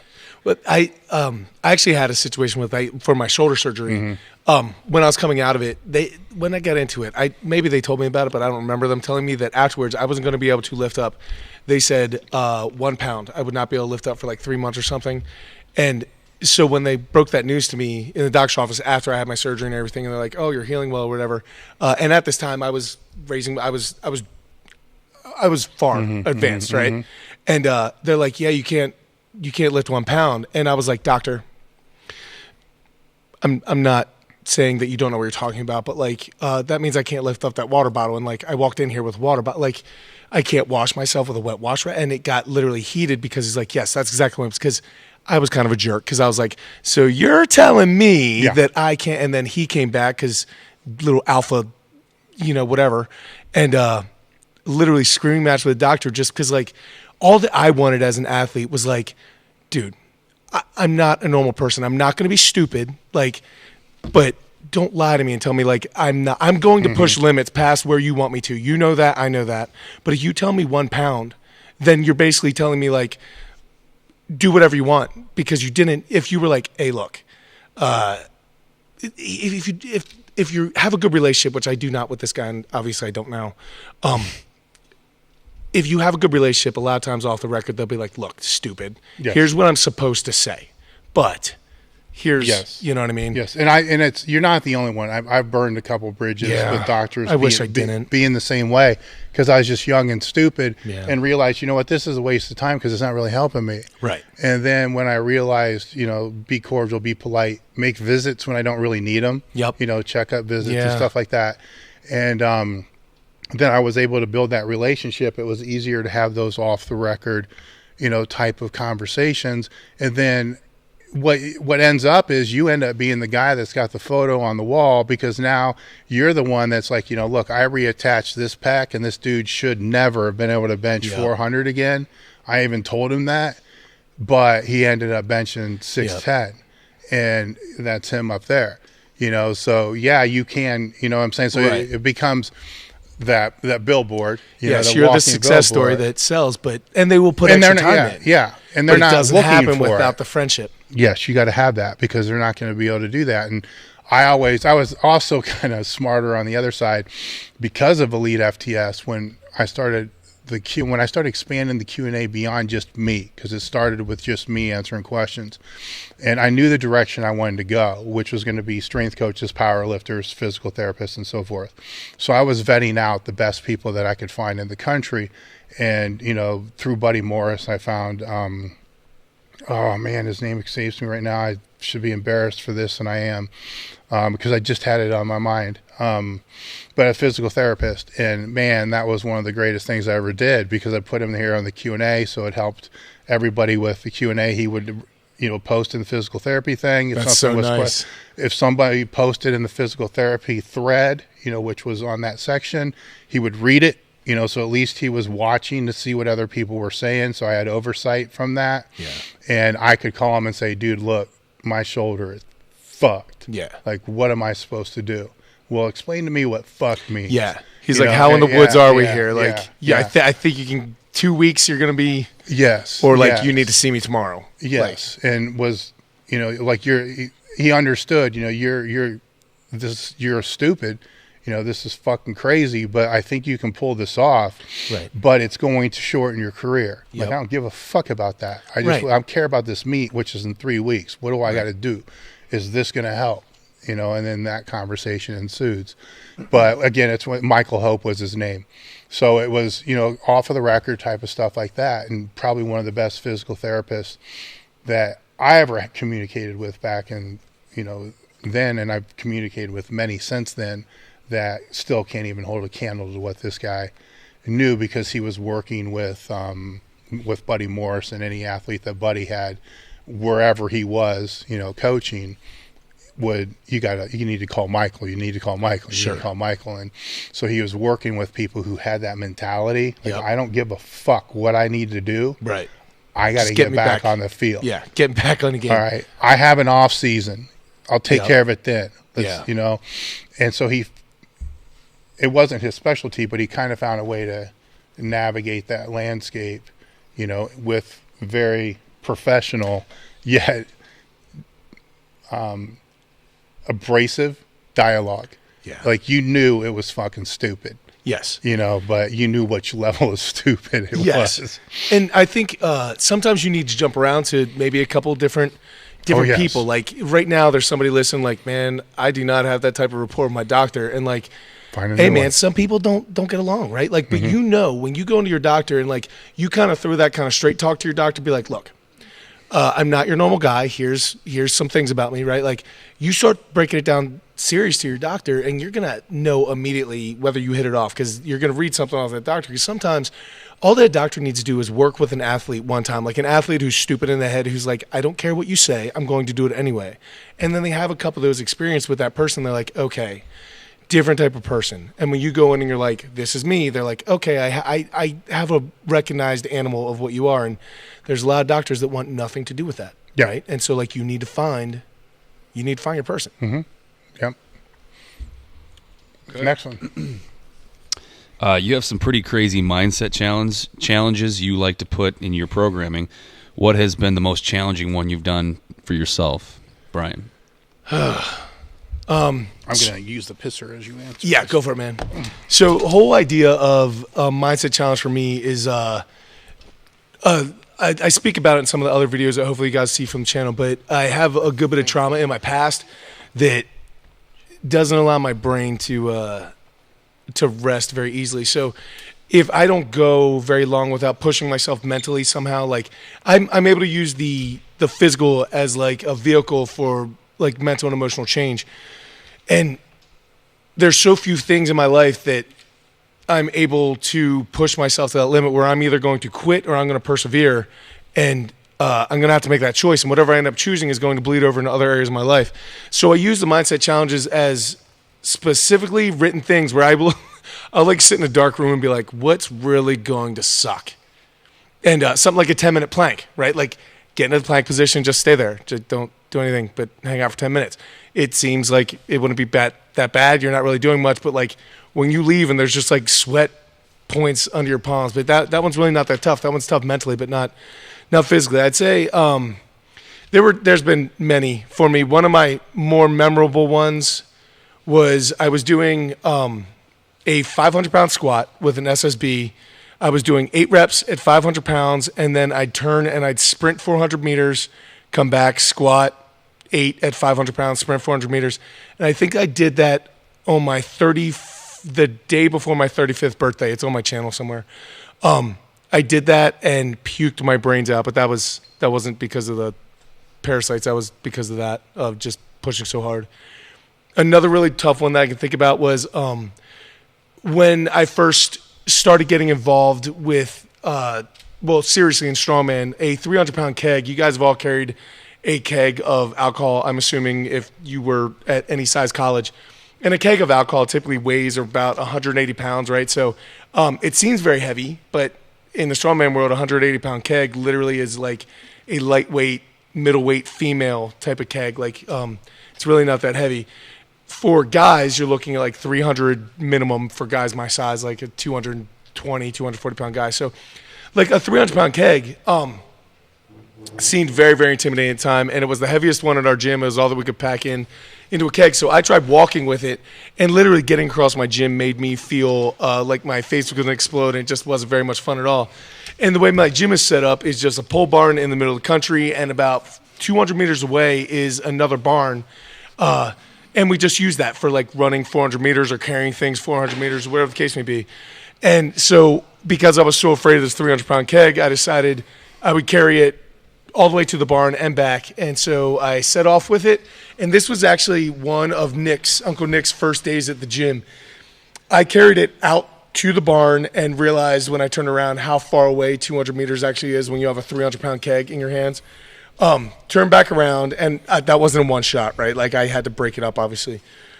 It took me about twice as long to get it back as it took me to get it out there. And when I got it back, I didn't even say anything to anyone. I put the keg on the ground, I laid down, and Nick, who didn't even know me at the time but saw just how much pain I was actually in, just walked over with a couple water bottles, put them next to me, and just walked away. And there I stayed for probably about an hour before I had to go coach. And then coaching, the way my gym's set up, it has bay doors on each end, and literally I would coach walking through while I walked out the other door and threw up.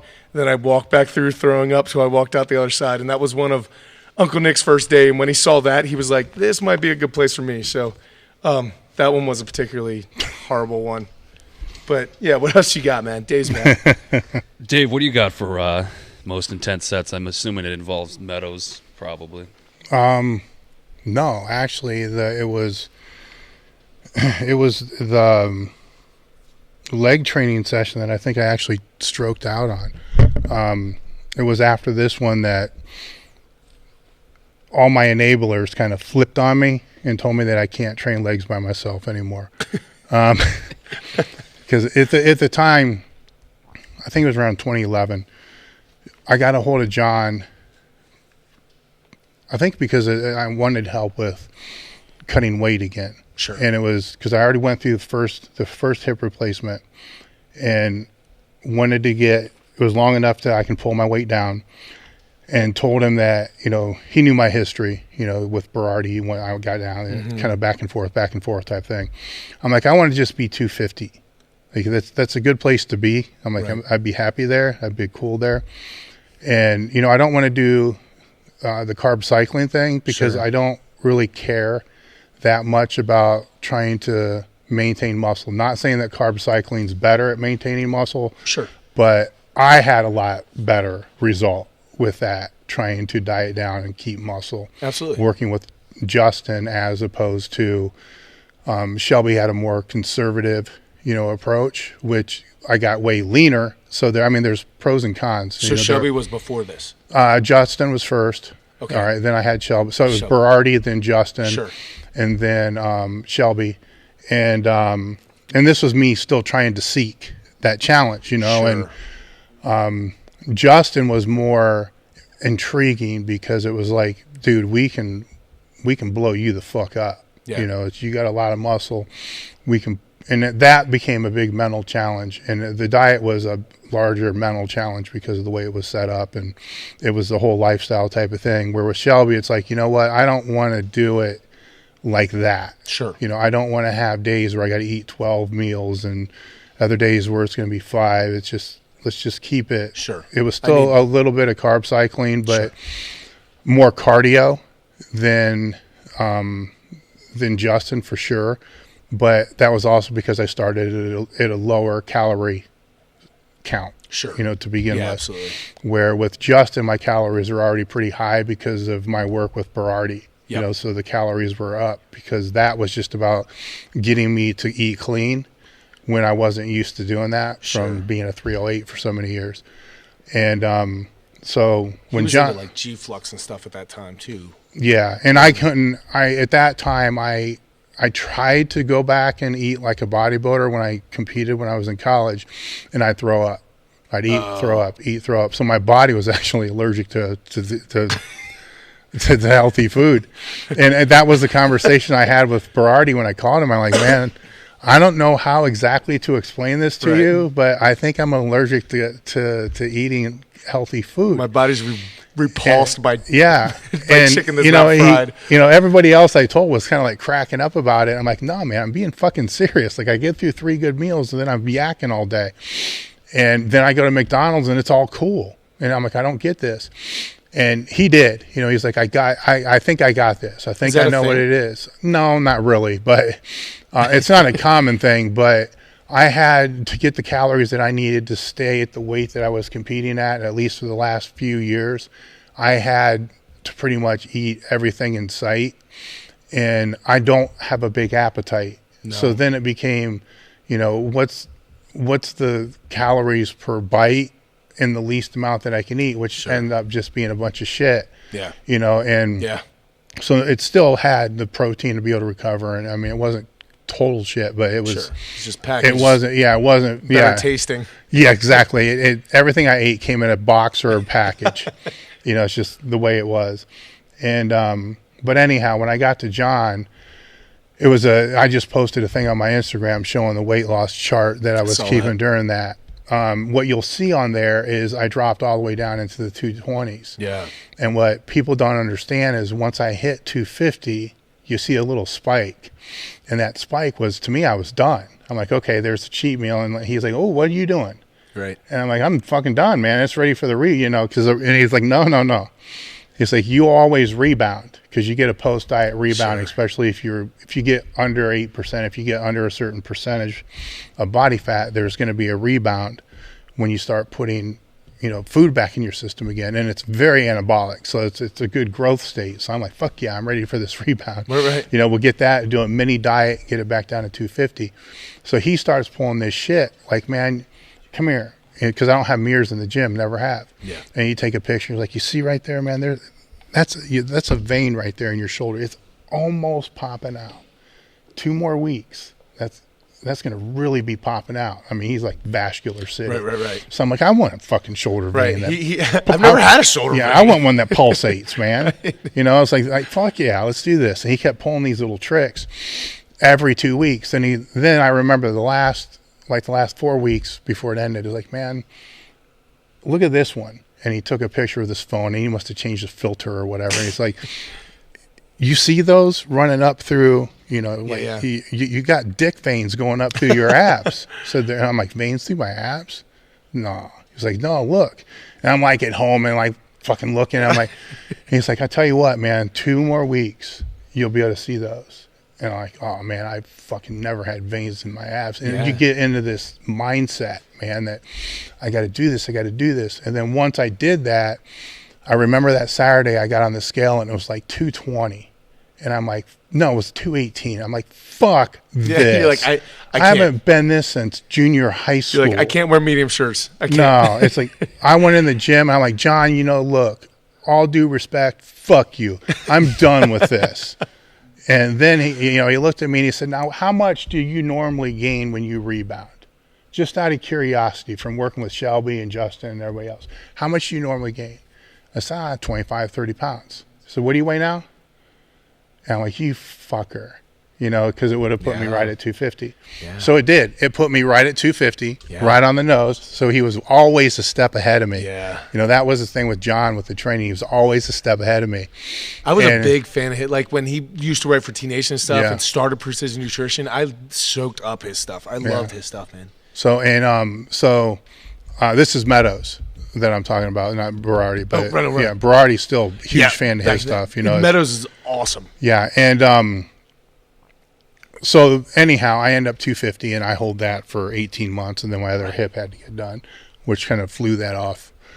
And then I had other complications that came about after that, so I haven't had that point yet to be able to pull it back down, to have that discussion with anybody, And I won't have the discussion until I'm ready to actually do it. Yeah. So it's just not going to be a part of the game at this point. My first goal, kind of going off topic, was to get all the blood work right. Sure. And that took a year to get all the blood work. I mean, Serrano right, which is that's a different right than a normal right. It's like, and I'm still a couple things are a little low. D has to come up. Things that people won't really think that much about need to come up a little bit higher than what they are to be able to satisfy him. But they're at a decent enough place that if I wanted to start cutting weight, I could. But when I was training with John, it was from 2011. It was his goal was to get his pro card. I'm like, we can do this. I be as honest as possible. I don't know that much about bodybuilding, but I fucking can see where your weak points are. I can see what you need to do, and I can push you harder than anybody's ever pushed you in your life.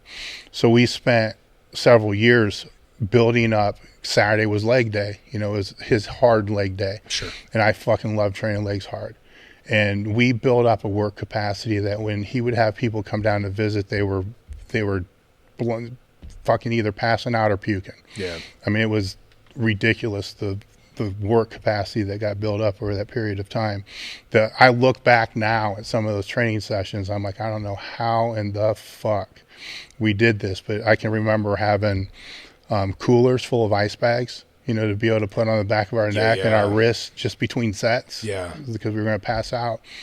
And one of the days we couldn't train in the morning, so I'm like, fuck it, I'll go in at night. And my brain, man, at certain things, and it was the leg press that did it. It was working up to a certain weight, whatever the weight was. I don't know, you know, what it was, because we use reverse bands on the leg press.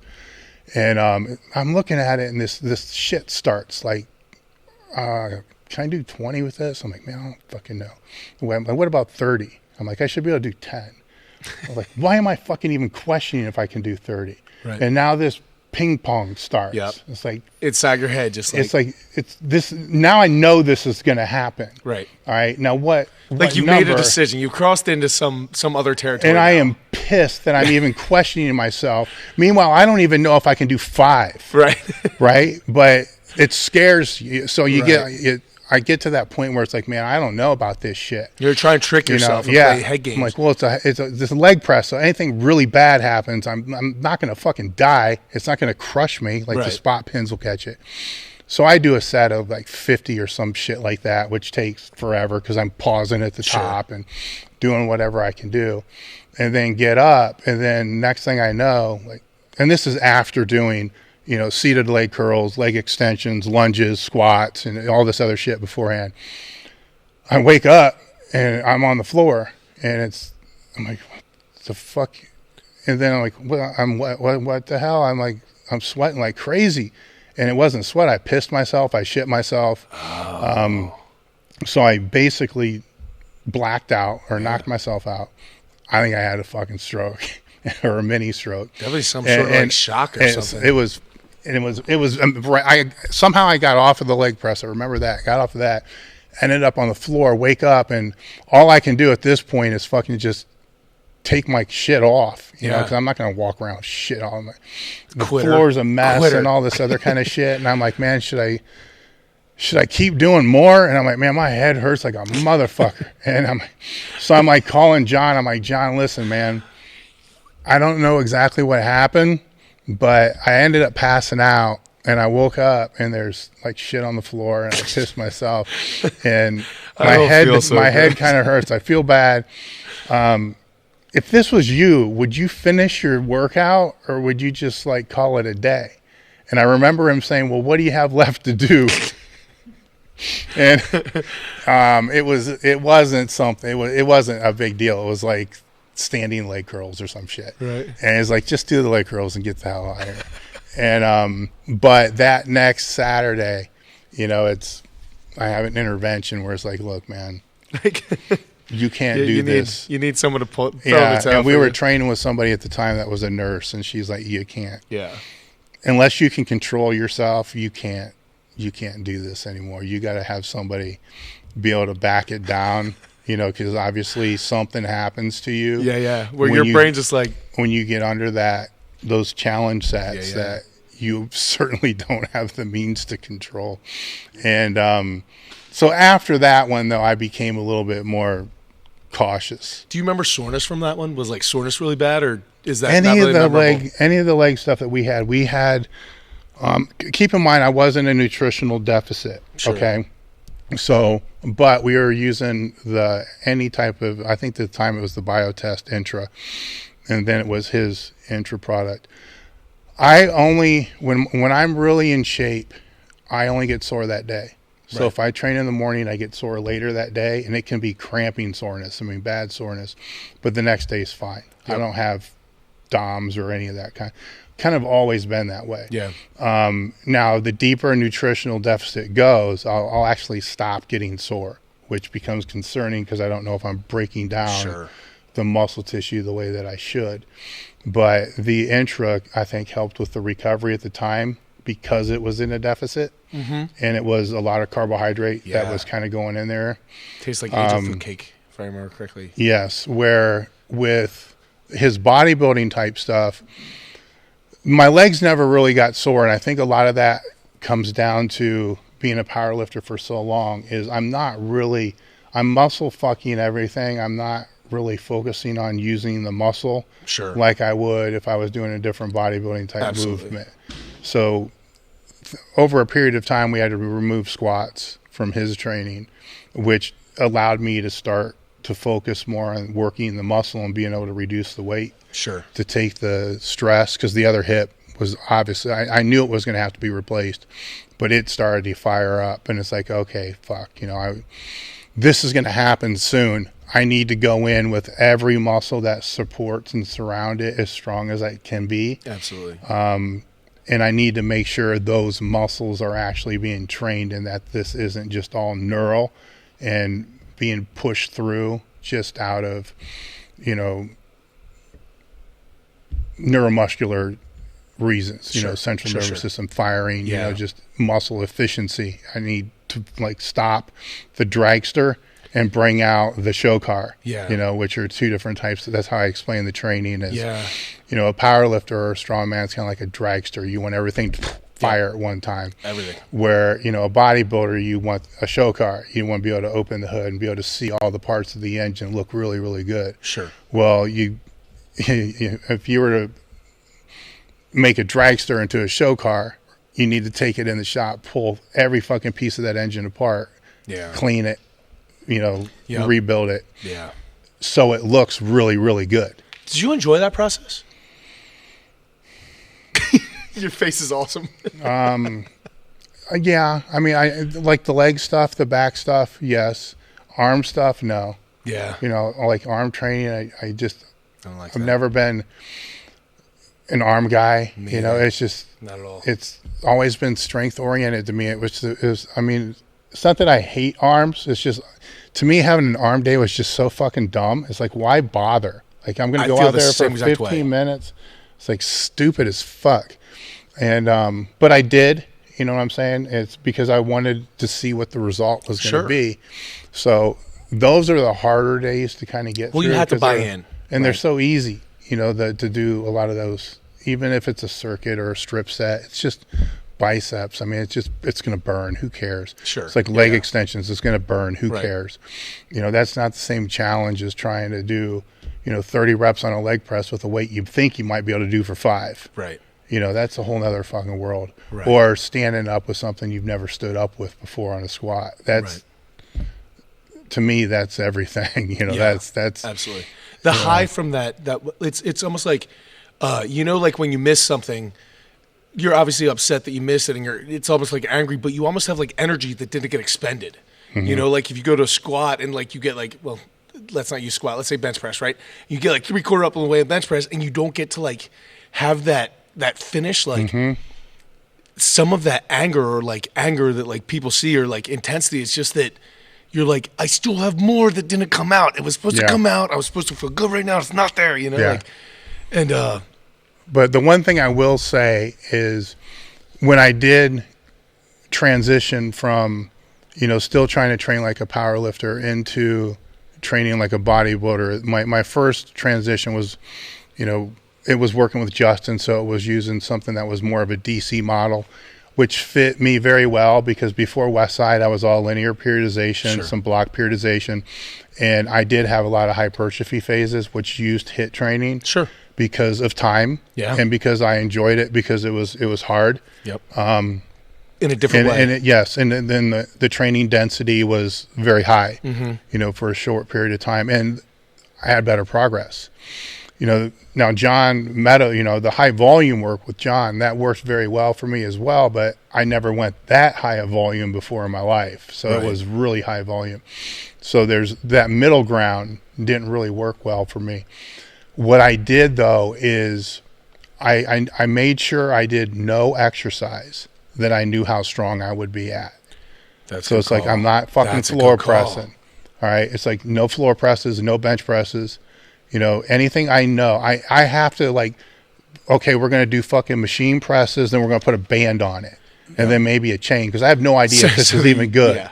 Yes. Like, I want to do movements. I don't even know if this is good or not. Keep your ego out so that you don't. I don't get frustrated. Yes. I don't get mad. That's so smart. And so I still do that even today. So a lot of the exercises that I incredibly picked to smart. max out on, I have no idea. Like my recent thing's been the reverse band spider bar that I've been using. And once I, fulfill my goal on that or objective on that, I don't like the word goal. Once I fill my objective on that, then I'll find something else that I have no idea if it's good or not. Right. Now, sometimes, and I know what's going to happen, one of these times Joe Sullivan or, one of my stronger guys out here, Ted Tolson's, going to take what I just did for a single and bust it a nut on and get underneath it and do it for 10 and let me know exactly how fucking weak I really am. Yeah. But until that happens, I'm still going to have fun because I have Right. no idea. I know it's heavy as fuck to me, Right. but I don't know if it's good. Right. I don't know if this is heavy to other people or Right. not. No idea. But it's so much fun when you don't have those expectations. Because Yeah. I can't compare myself to what I used to do. right. Yeah. and Now, when you like, I don't know how you are, but like, if I had a big something coming up, it's on my mind days, weeks. Like, I know it's coming, right? Like, and like the day of, especially, like, there's anxiety about like, I hope this goes. I hope it's there. I hope like whatever. So like, the workout would have like a certain level of like anxiety, like beforehand, like, oh man, I'm like a different type of like energy. When you were doing your bodybuilding stuff and it was just like, this is going to hurt really bad, was the energy just different? Yeah, I never had that type of situation. I never felt like. So like the burning intensity never got bad enough where you really were like, oh. I mean, there this were isn't- sets that I didn't know if I was going to be able to do. So Sure. that filled that little void that I talk about. Like whatever It's for like, man, 8. I don't know, but it usually was lower body work. But, to speak about what you're talking about is I had a objective for the spider bar, which I hit 4 weeks ago. I hit that objective and it went well. I mean, I didn't fall out of the groove. It was hard. It didn't move real fast. I'm like, okay, I hit it. It was a PR. It's a pretty decent PR. It was fucking hard. And then, Ted, one of my enablers, said, man, I think you can do, a bigger number. More. Yeah. And I'm like, man, I don't fucking know. And I think he may have even captured the whole conversation. I'm like, I don't know, man, because I didn't fuck anything up. Right. I mean, if I would have fell Right, forward or yeah. fucked something up, I would agree with you. But this was really fucking hard. It was clean. It was and really it took hard. what you had. And then I went home in that fucking. Am I scared to fucking try more? I'm like, it's a boom, boom, boom, boom, boom, boom. Was that really all you had? Like, Fuck yeah, that whole night I'm like, God damn it, I'm fucking scared to do this. And I'm not fucking scared to do it. And it's just boom, here we go. I'm like, fuck it. I text him, I'm like, spinning yourself up. I'm like, doing it. Like 6 weeks I'm doing it because every other week I go heavy. So Sure. Saturday it's going to get done. So it's like, this is how it's going to play out and this is how it's going to happen. And, each session since then, I'm getting nicked a little bit more Sure. because I know I'm overreaching. Of course. Because I already peaked and this is trying to extend that peak. But, so yes, since that day, actually 2 weeks before that lift was on my mind 24/7. Yeah. Now it's been 6 weeks that this lift, this other one has been on my mind 24/7.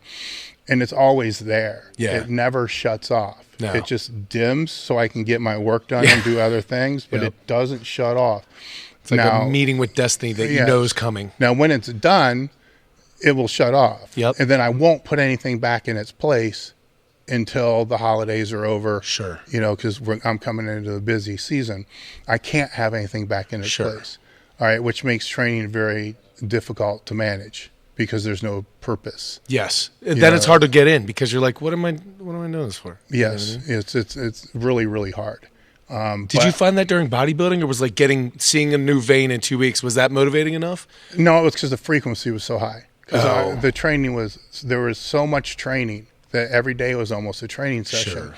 Where when you're training for strength, especially with what the stuff I'm doing now, I don't have a meet. Right. I don't have a day. Sure. All right. So if I'm not recovered, fuck it, I won't train this week. Right. It's not there. I'll just train once next week. Right. I train what's necessary to get the result, and then that's it. Right. So that reduces some of the anxiety, but it also makes it a little bit easier to accomplish the objective because there's not a day that I have to force, which is going to beat me up even worse. Sure. So that was something that, and there will be some other dumb objective that's going to come around, Of course. you know, Absolutely. in next year sometime. I don't know what that will be. Something dumb. You know, but it will be there. But then they're long term. Sure. Because the one that I hit 4 whatever weeks ago, that's been since February 2017.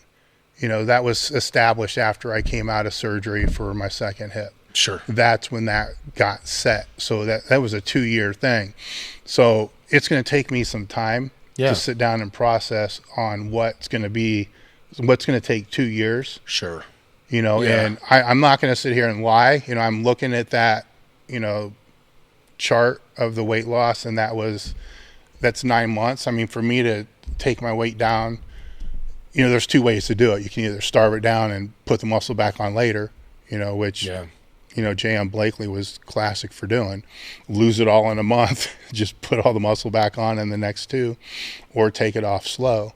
Right. So, I mean, that can be an option. So it's weird now because the position I'm in is the same position that most of the people who are reading the site live in and they train in, you know, and it's a weird position to be in because I'm still that guy that wants to set, you know. Sure. You know, if I could still compete, I would. Right. You know, but you I wish that squat bar was still in your back. You wish. Yes, but I wouldn't have a business, and I probably wouldn't be married. You know, I can say that with a fact. What else you got? All right, guys, we're nearing the 3-hour mark. We do have another one. Oh, Brian, you got something? I was just real fast before we move on from that topic. What did you find more mentally like hard, like powerlifting or the bodybuilding stuff? Like, I guess that's a really bad question, but like they're different, right? Like it's a different type of mentality going into your workouts. A different type of mentality during your workouts. I'm sure it's not. I'm sure you probably have to get up for like a larger set in a bodybuilding workout, but it's not like a 1 rep max. Neither one of them were mentally that hard for me because I made a decision to do it. And if I decide to do something, that means I'm taking action and we'll find a way to get it done. So the mental part is just part of the process that I'm used to. Sure.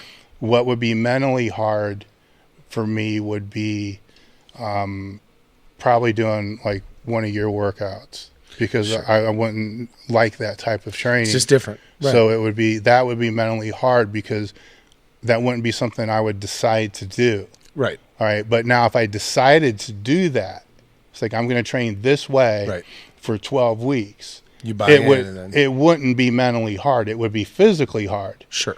But it wouldn't be mentally hard because there are a lot harder things to deal with mentally in life than fucking training. I agree. So I don't allow that to occupy Sure. that much mental capacity for that. It's a good tip. I get frustrated the same way other people do. I hate missing stuff. You know, I'll get pissed, but I let it go pretty quick. You know, and it's, I learned that when you compete for 20 years, you kind of learn, you know, that there's certain things you can carry, certain things you can't. Right. You know, you can't carry, stress is still cortisol, you know, stress is still recovery. You know, recovery is the most important thing. So the last thing I should be stressed about is something that is actually a luxury in our, you know, in most people's lives to even be able to do. Completely agree. You know, so I can't get myself stressed. Now, I don't stress about, you know, I want to get this thing over with Saturday, but I'm not like freaking out mentally stressed about it. You know, I'll sleep fine. You know, now tomorrow my mind's going to be different. Yeah, sure, you know, of course. It's going to be, you know. But when it rears its head, do you just get like that kind of like rise in like anxiety for a second, and you're like, that's coming up. That's a thing that I need to meet. No, that doesn't even rise in you. No, I do. I'll walk in the gym in a different state, so it will be slightly higher than what it would normally be, but not so much higher that it's going to burn me out. Sure. I need to be able to flick that switch 30 seconds before, and that's it. Because it's a big fucking switch that I flip that usually ends with me puking in a bucket. Sure. And it's not because of the physical exertion, it's the mental exertion that's going into that lift. It's kind of like, you know, it's a real fucked up way to think about it is I'm summoning all the demons inside of me to be able to lift this thing. And then when it's done, they all have to come out one way or another, and they come out in a bucket. Yeah. You know, and that's, but I got to be careful with that because, you know, it's the bigger the weight gets, you got to increase your mental arousal a little bit with each one. Otherwise, the lighter ones start taking too much mental capacity or start to feel too heavy. Yeah. But the more I can leave for that 15 seconds or whatever it's going to take, 30 seconds, 2 minutes, whatever, for that final push before that, I need all of it. Sure. So a lot of times I'll be more quiet.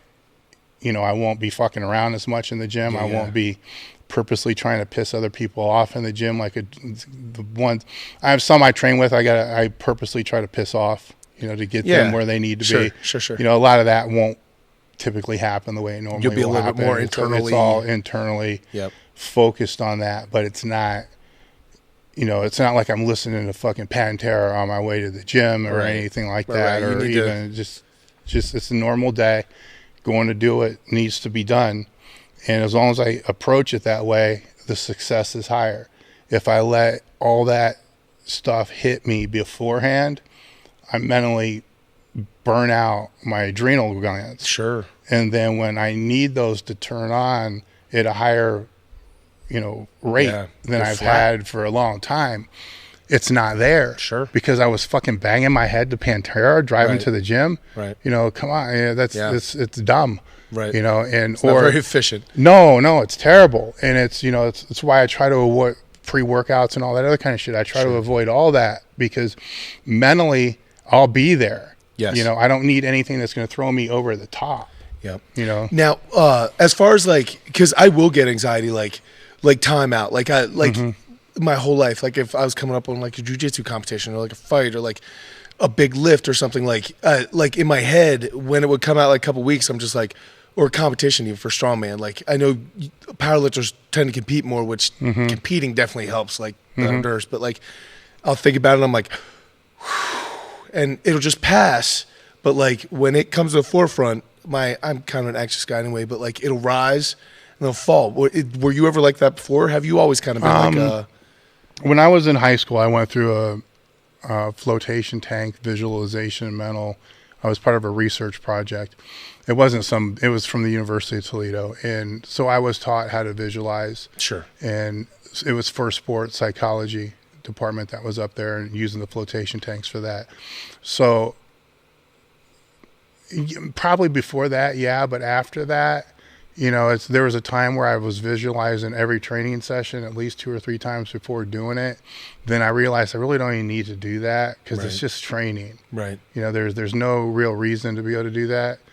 But if it was a meet or a max or say this lift thing that I want to do this weekend, I've already done this lift thing this weekend thousands of times in my head. You know, some of it with pure clarity, some of it just driving down the road thinking about it. Yep. So I don't have that anxiety because I've already done it. Right. But even when you're thinking about beforehand, like going through it in your head, thinking about, because I'm sure the way I visualize at least, like a lot of times when I'm doing the clarity one, like I try to make it as real as possible. Like I feel the weight. I know it's not going to be light. I'm not like thinking I'm going to blow through it. Like I go through the problems that could happen. Like everything, like try to make it real. And when that happens, like I find like my heart rate's up, like I'll start sweating, like I get physiological responses from the visualization to include the anxiety, like the before set anxiety. But the visualization was able to help you kind of shut that down or at least squelch that a little bit? Yeah, I would take the anxiety out. How? You know, like I'm in control of my mind if I'm in that mental state. You know, if I want butterflies to sit on the bar, I can make butterflies sit on the bar. Right? You're in that mental state. You're telling yourself, here's what's going to happen. You know, this is what it's going to feel like. My feet are going to be here. My feet are going to be here. Sure. My breathing's going to be here. My breathing's going to be here. Okay, why am I getting anxious? Right. Step away from the bar. Back up. Sit down. You're not ready yet.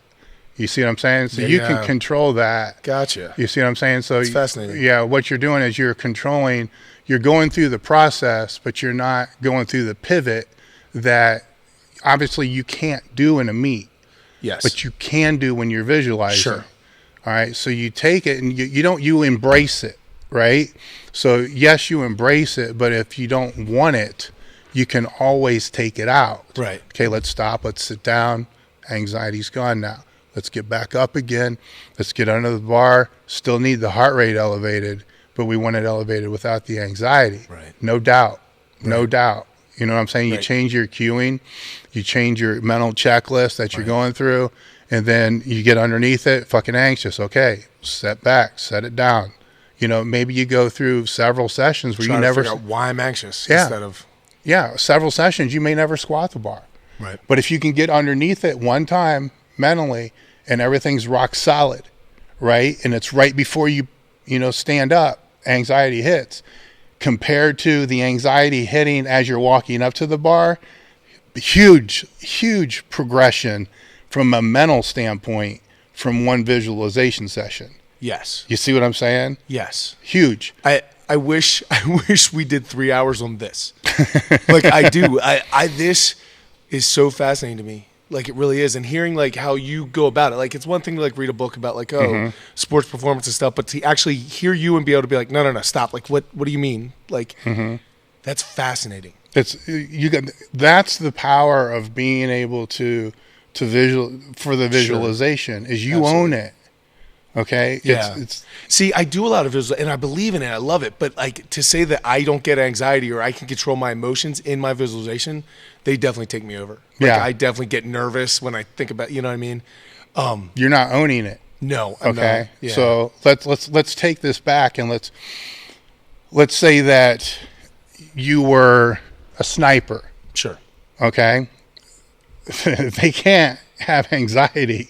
Right. You know what I'm saying? They may, special forces sniper may have to lay there for fucking 48 hours. Sure. They can't fucking have anxiety. Right. So that tells you a human can do it. Absolutely. Can do it for a long period of time, have no anxiety, still be on point, still hit the target Yeah. with no sleep for 2 days. Sure. So if he is able to do it, Yeah. now granted there's a maturation process to be able to get that person Sure. in that role, right? Sure. But they still have to mentally be able to put that together. But the funny thing is, in my old job, like I wasn't a sniper, but like Yeah. performance on demand is what I do. You know what I mean? Yes. And in big situations, not like lifting situations. And I don't feel anxiety about that. None. Mm-hmm. You tell me like tomorrow you're going to squat 750. I'm like, I hope that goes well. You know what I mean? You don't Part own of it's it. because I'm not, I know that like my preparation isn't as good. Like my technique isn't as good because I slack on things because my business, if it comes down to like paying my bills or like do it right now in my life, that's more important. You know what I mean? And so I think part of it comes from that, like the lack of preparation. Like I don't But feel you like I'm ready. you can't have anxiety about a decision that you consciously made. Because I chose not to prepare. Yes. Exactly. Okay. So, You see what I'm saying? So Yeah. that's punishing yourself for a decision that you made that was a conscious decision. Sure. All right. And if you're going to punish yourself, then don't make that decision. But you made that decision, so own it. Sure. So you think you're owning the decision, right? Because you are abiding by certain rules of that decision. Sure. You are taking care of the business. You're doing this, you're doing this, yep. you're doing that. But you're not owning the decision Sure. by taking care of the anxiety that's being created because you made this decision. Right. Same way that you said after this squat, you're off because you have bigger things coming up that need that attention. Yes. You can't get it. And I'm not saying it's going to be easy, Sure. but that's part of owning it. You can't own just 3/4 of the decision. Sure. You got to own all of it, just like we talked about before. If you're, Absolutely. an owner of a company or a president Absolutely. of a company, it's all the buck falls with you.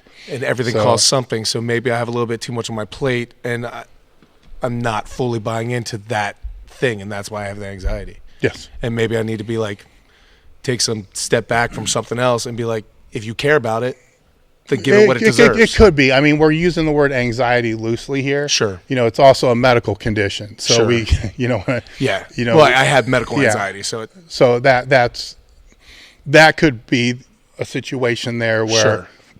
a Xanax Yep. would be But the answer. I just love hearing like how your mind goes about it, Yeah. so that I can be like, hey, let me try to apply some of those things and see if they work for me. If they do, great. If they don't, I tried. Yeah. Right. Exactly. So like, I love like learning how your brain works, or like any high elite performer's brain works.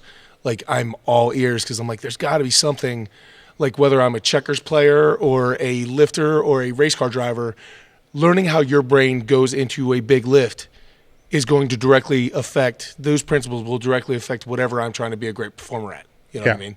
So that's why I'm always like, I'm like, whoa, I need to know more about this. Yeah, you know what I mean? Yeah.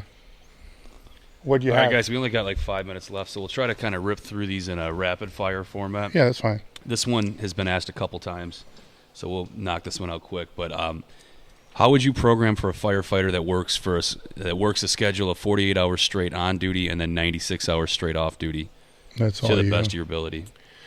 I would actually probably end up, so how many hours on, how many hours off? 48 on, 96 off.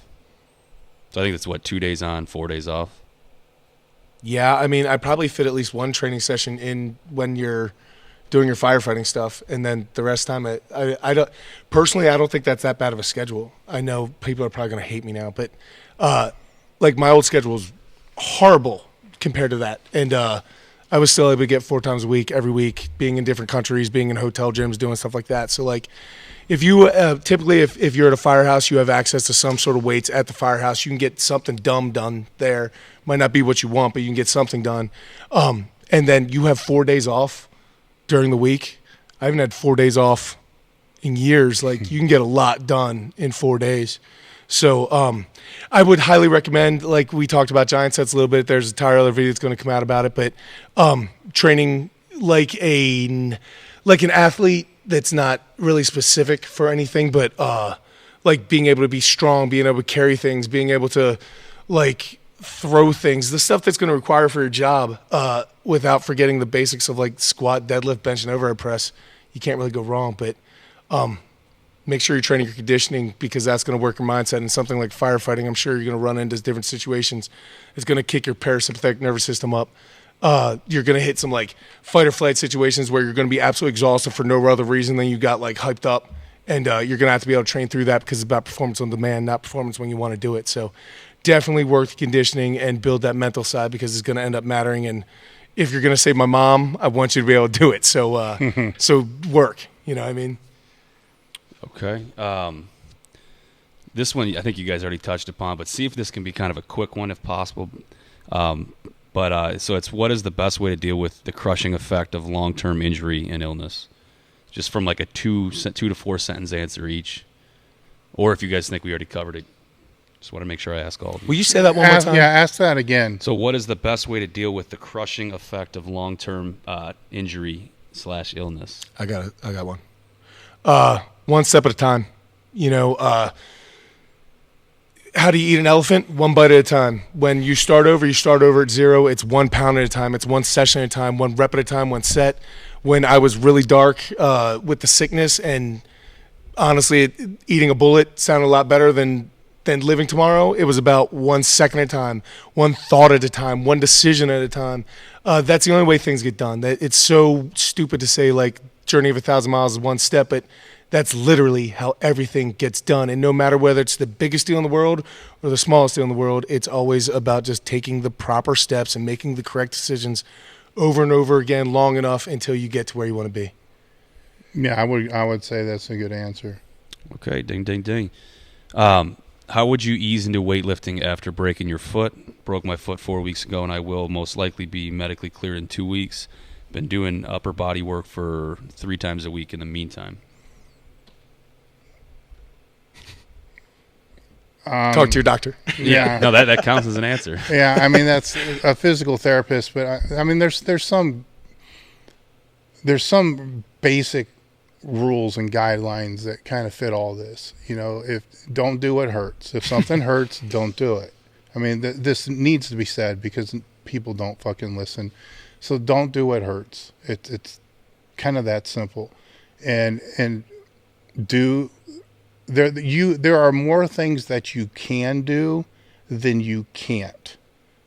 All right. Especially with a broken foot. Yeah. So you need to reevaluate the type of training that you're going to do and the type of lifts that you're going to do, because everybody's got a certain mindset of training. And like, if I said, write down your exercises that you've done in the past 2 years, most people can't fill one page of a piece of paper. They'll get down halfway through and they're going to stop. So you're not right now with a question like that. What you're seeing are all the things that you can't do.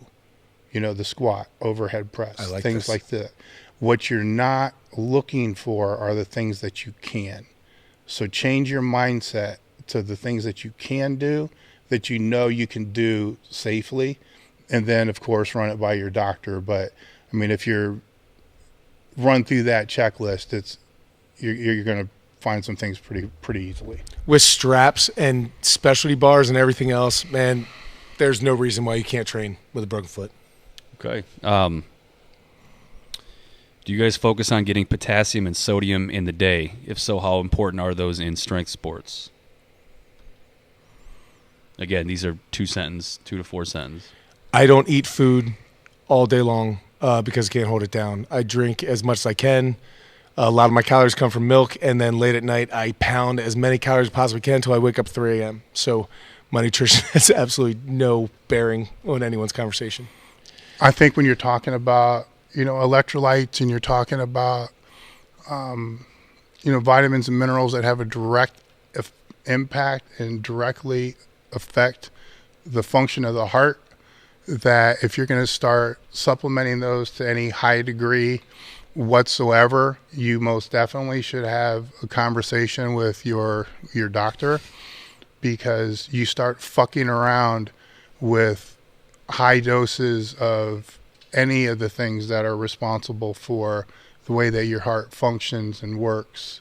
It's probably not a great idea. I'm not telling you to not go slam, or drink a Gatorade and stuff like that, but there have been recorded cases of people going into AFib because they slam up freezing cold Gatorade. Yep. And as dumb as it sounds, look it up. There are cases that people will say that was responsible for throwing them into AFib. Now that's slamming a very, very, very super cold Gatorade, but I know one person that it's happened to, actually 2 that it's happened to. So I can't make a cause and correlation argument out of that, but we're talking about, we're not talking about vitamin C that you take too much of that and you're just going to shit your brains out. We're talking about things that. Have you done that? What, too much vitamin C? Everyone's done that. Yeah, everybody's done that at some point in time. Now, Dude, you take it through me too, IV, yeah, me too. you can take a huge dose. So. When they made IV like gummy things tasty and vitamin C taste good, everyone did that. Yeah. True. All right. This will be quick. Brian, are you ever going to do an ebook? Yes. Right now, someone is ghostwriting a random book for me, but that's not really what I'm interested in. I have done a decent amount of writing in my life. I really do want to write an ebook. I'm actually I have one kind of written, but it's something that I don't really know exactly how I feel about that anymore. So I kind of want to write a different one. And the biggest thing is deciding what that I want to cut out to fill that time of writing with. Because I'll write the same exact way that I lift. Like, it'll be a discipline thing. I'm like, from this time to this time, I will sit down and write, or else I won't get it done. There's never going to be a good time.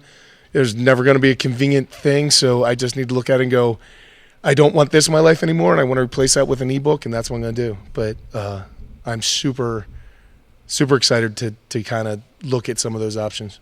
Okay. Best grip work exercises and practices? You guys want to each answer that real quick? Was that grip? Yeah, grip work. Exercises, practices. That's a long one. I'll keep it specific to just powerlifting and say the things that are going to help powerlifters into the mic there, Dave. Yeah, the things that are going to help powerlifters more so than anything else. And again, I'm keeping this specific to powerlifters, are hex dumbbell holds. Keep your fingers off the numbers. Keep your fingers off the grooves. Just hold the dumbbells. For a power lifter, the grip is your fingers. It's actually your pinky finger is where all hell breaks loose. So your pinky finger breaks, you're fucked. That's where it all starts.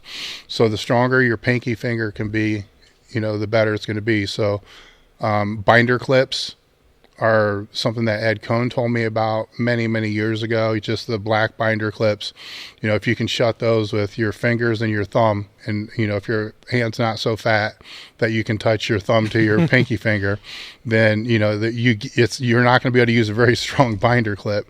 But to be able to strengthen that, because if you're using a reverse grip or alternate grip, that's the hand that's going to open. Is going to be the forward hand. That's what's going to open, and the first finger to open is going to be your pinky.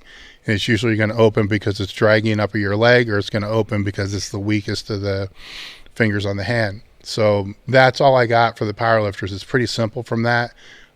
Doing things like super, super heavy rack pulls and shit like that really aren't going to help your grip a whole hell of a lot like people think they will.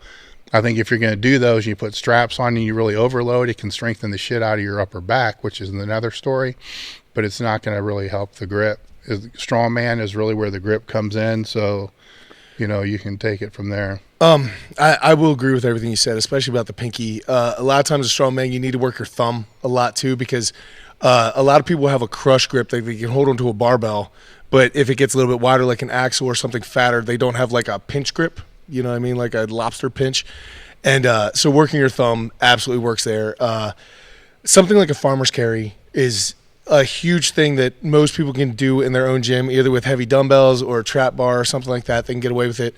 But I will say that you do need to work grip a number of different ways. Sometimes it needs to be super heavy. Sometimes it needs to be more like almost like hypertrophy work. And then sometimes it needs to be stupid endurance stuff where you're just kind of carrying something for a very long distance, or even something stupid like taking a newspaper, like you get free papers outside your door, take a newspaper, pull off one sheet, grab the corner, and just start crumpling it up with one hand.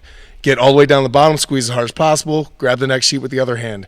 Go through an entire newspaper, and you'd be shocked at what happens to your forearms. It's an old fighting thing. There's so much stuff that came from like turn of century, old school strongman that bent nails and did dumb things like that. Thomas Inch dumbbell, just ridiculous grip things, and that's no rocket science there. You can dig in rice as well. Yes, to work your extensor. Yeah. A lot of people get like golfer's elbow and elbow tendonitis. It's because you're gripping all the time, but you're never extending. So sometimes just doing a simple rice bucket or sand bucket can help a lot. Plus, it's like you're a Shaolin monk, which is pretty awesome. Okay. This one came in for Brian. It's adaptations for lifters with missing limbs, and how do you go about that? That's definitely not a short answer. I have no background in it. I have no business doing it, but I have a lot of people that come to me and ask me to help. And what I am willing to do is, number one, not treat them special, right? Anyone who has any sort of disability, in air quotes, right? The disability, the biggest thing they want is just to be like everyone else. So when they come in, I treat them exactly the same thing, because I have people who walk in, they're too old, they're too fat, they have too much of this, they have too much of that. I'm like, you have cerebral palsy, I throw up 50 times a day, that person doesn't have legs, so what? We're all going to deal with it. Everyone sucks, we'll all get through it, right?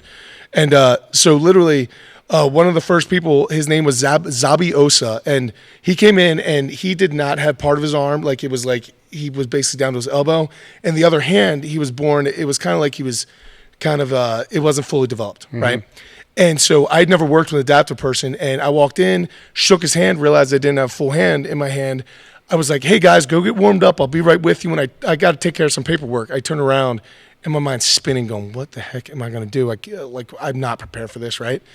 Someone says like, hey Brian, turn around. And I look and he's doing muscle ups on a bar that's like 10 foot high without a hand and on his elbow. And I'm like, okay, everything that I thought was possible just got blown away, right? And then it also made me like look at like a normal person and be like, okay, I was treating you with kid gloves heavily, right? Because like humans can do some amazing things if they have a good positive drive to do it, and like, you know. And so the adaptive stuff has taught me so much, but the biggest thing that I do with them is just like be willing to learn and fail and be like, hey man, I've never worked with anyone without legs.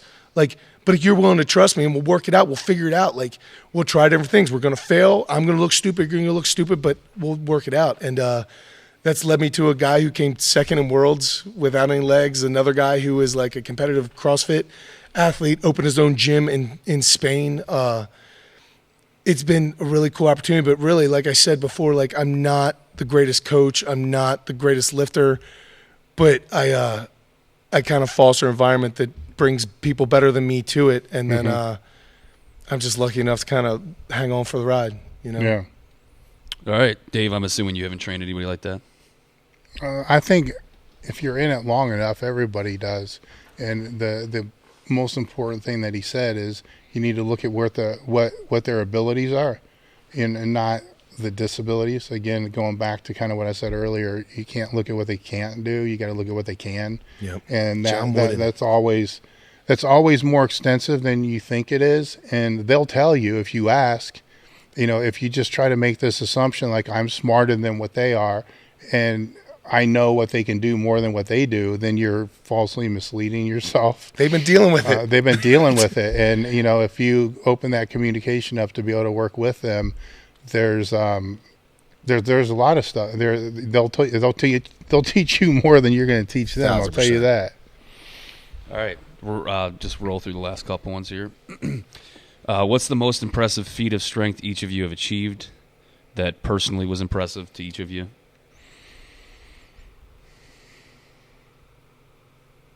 I could go so many different ways with this. That counts. Dave? No, I'm just kidding. It's not strength related. I That's how I feel. just leave it at that. Yes, you know? well, feat of strength it says, but All right, mine. Let's define how. You know, let's. well, you got That's to how I define feel. it. That's how I feel. You know, it's what's strong, right? Is strong a 1,000-pound squat, or is strong somebody that's willing to do what they need to do to be able to save their marriage? Right. You know, what's strong? Is strong a 700-pound bench press, or a single mom trying to raise 4 kids, working 3 jobs, doing the best you can, putting the kids through college. What's strong? Because my definition of strong is going to be totally different than what somebody else's Exactly. is, because it's not in the fucking weight room. No. All right. Even though that's where I've spent most of my life and lived most of my life, some of the weakest people I've ever met are some of those people that can lift the biggest weights. Some of the strongest people I've ever met couldn't lift the bar out of a rack. Yeah. Okay. Yeah. Anything to add to that, Brian? No. Okay. No, there's nothing to add to that. All right. I'm going to butcher this here, Brian, but do you plan on competing for no G? I think it's like a jiu-jitsu thing. Oh, no gi, GI? That's, yeah, yep. Yeah, no gi is like you wrestle basically without the, people look at like pajamas. That's called a gi. And so it's just more like submission wrestling. Mm-hmm. And yeah, absolutely. That'll always be part of my life. That's like breathing. It's just something I need to do. Okay. Back to you, Brian. What is the average workout length for you? Hour 15. Okay. Hour 15 of actual work. When I'm running around with my stupid camera, I hate recording my own workouts, but I'm not in a financial position to have someone record me. So hour 15 of actual work. Okay. Do you think a person should have a certain baseline strength or conditioning before trying strongman? And they said trying strongman. They didn't even say competing. So no, man. I think people have a misconception of what like strongman is. It's kind of like, does someone need to be a certain strength before they do powerlifting? You're like, no. Like, you picked up a bar, you just did powerlifting. Congratulations. You know what I mean? And I feel same way about strongman. I think if you're going to compete in strongman, you need a little bit more depth than you do in powerlifting, because you have more weight classes and you can start out with a very low total in powerlifting, and that's your total. In strongman, they're like, hey, man, we're going to set the weight at 650 pounds and you need to do it 10 times in a minute at 220 pounds. And that's unreasonable for a certain amount of the population until they have a certain amount of training. So competing in strongman is much different than just trying out strongman. But I think everyone should try strongman. okay. What sets and reps would you do for Atlas Stone in a typical workout? Depends what I was working. That's like what reps and sets to you on deadlift. And then it says also what other exercises do you do on those days? Shoulders, back, legs. Typically, if it's a stone, you're mainly hinging, right? So I do something where the main mover for the day was a hinge, so that it didn't negatively affect any of my main lifts. Because even though I am a strongman, all strongmen are still powerlifters, right? Because you still work the squat, the bench, and the deadlift. We work the overhead press, but you still need to do those things. And it still matters to me. Like having a deadlift PR still absolutely matters to me. A squat PR means a lot to me, and a stone PR really doesn't. You're hardly ever going to need a stone PR in a competition. It's always going to be about reps or something like that. So, I try to keep movements relatively similar when I can. So like a hinge would be on a hinge day. Okay. The one we'll end on here is what kind of legacy do you want to leave behind? That's kind of a deeper one. You've got the whole live, learn, pass on thing, right? Was that? Yeah, but I've answered this before, so I'll answer it again. I don't care what kind of legacy I leave behind. And the reason I say that and the reason I explained this before is going to be the same thing as before. If you've ever been to a funeral and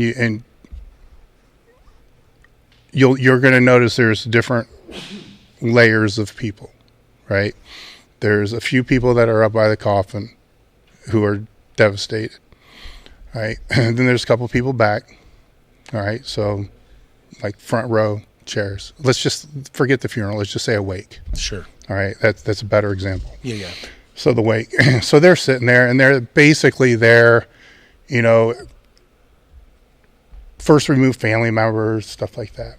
All right. And then you get back a little bit further and you got the people that are there to show their respects, but really they just want to, they're like, well, how long do you think they gotta be there? Yeah. How long do I need to be here? Sure. When do I need to go?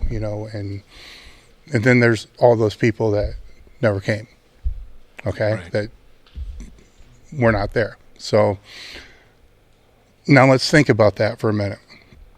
Do I want to spend my life having the greatest impact on the people that are not going to be there?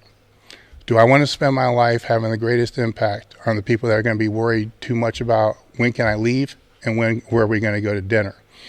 Or do I want to spend my life worrying about the greatest impact that I'm going to have on the people who are standing over me in the coffin? All right. I want the people that are standing over me in the coffin to know who I was, what difference I could make for them, what I did for them, and what, I was able to provide for them and how I was able to make them feel. In other words, my family. That's what I care about. All right, so that trumps any legacy, any day, any time, because they deserve nothing less than all I can give.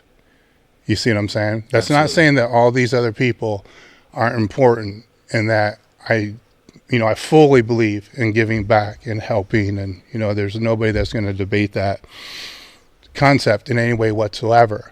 Do I want to be remembered for that? I don't care. I don't care. What I care about is how those people who are going to be at the front of the coffin, how they think of me when I'm gone. And that's what I care about. That's the stuff that keeps me up at night. Yeah. That's the stuff that concerns me. So legacy, nah. I'm more worried about being the best father and husband I can possibly be. Legacy of its own, right? In a way. Absolutely. So my answer of being Instagram famous just isn't the same level as that. No.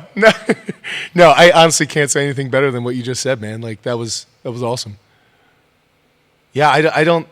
Yeah, that was great, man. I mean, too many people get so wrapped up in what other people think and 100%. what they're doing to try to make other people think certain ways and how they're viewed from other people. And I get that. I understand that, everybody wants to be an influencer or whatever you want to call that. And I don't want to bash them. I get it. I understand it. It's part of business and all that.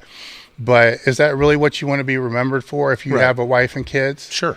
You know, fuck no. If it is, then, you know, maybe you need to rethink your priorities a little bit. Sure. You know, because that's not what's, you know, you got to look at what's really important. And Plus, your wife and kids hopefully are going to be here in 10 years. well, get really sick. Yeah. Get really fucking sick and find out Yeah. who's around. Yeah, see how quick Instagram's hanging. See Yeah, how quick yeah, yeah. you're following. See how quickly your friends. Yes. People didn't follow you from your personal training job. Like, how many people, you know what I mean? Yeah. Like, loyalty is not a... Well, yeah, I mean, you get sick to the point that you're humbled to the point you can't go to the bathroom by yourself. Yeah. Okay? You can't get in or out of the shower. You can't get in or out of bed. Sure. All right? Who's going to be help, you know? How in the world can I prioritize people I don't even fucking know Right. over people that are going to be there until my end days? Right. You know, I can't justify that in any way Absolutely. whatsoever. You know, do I want to leave the world a better place? For them, yeah. For the rest of the world, I don't know how much I really care about that. And I hate to say that, but I'm just being fucking truthful here. Right. You know, hopefully, you know, what I do just, you know, Right. You being me. put stuff out there, and what Yeah. people do with it's up to them. Yeah. I mean, Right. that's, You put good stuff out, hopefully Yeah. it lasts, and people get help from it, whatever, but that's not... yeah. And this can That's be a not lot of your- the reason why, you know, I don't really care what people say. Right. You know, if I have haters, I don't know if I have haters. I don't really care because I don't go looking for them. Right. You know, if I hear somebody said something and, you know, they're talking bullshit about me, I don't really care unless I know the person. Then if I know them, then I'll call them and usually find out it's bullshit. Right. You know, Blown out of I don't get proportion caught or- up in that bullshit. Yeah.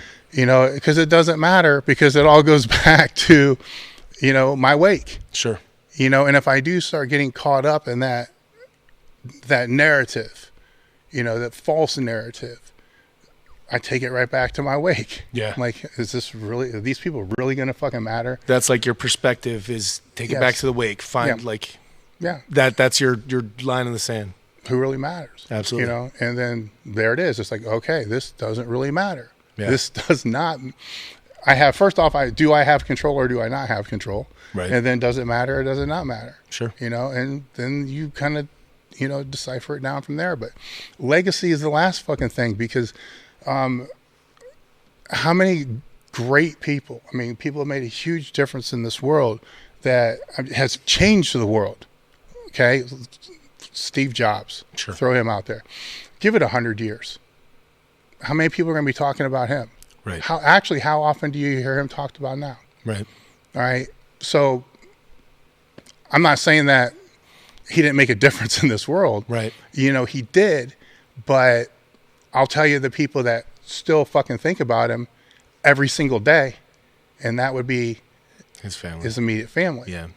You know, because if you've ever had a mother or father pass, not a day goes by that you don't think about them. Sure. You know, what do you want those thoughts to be? Right. And what are you doing to make those thoughts be what you want them to be? Sure. That's what matters.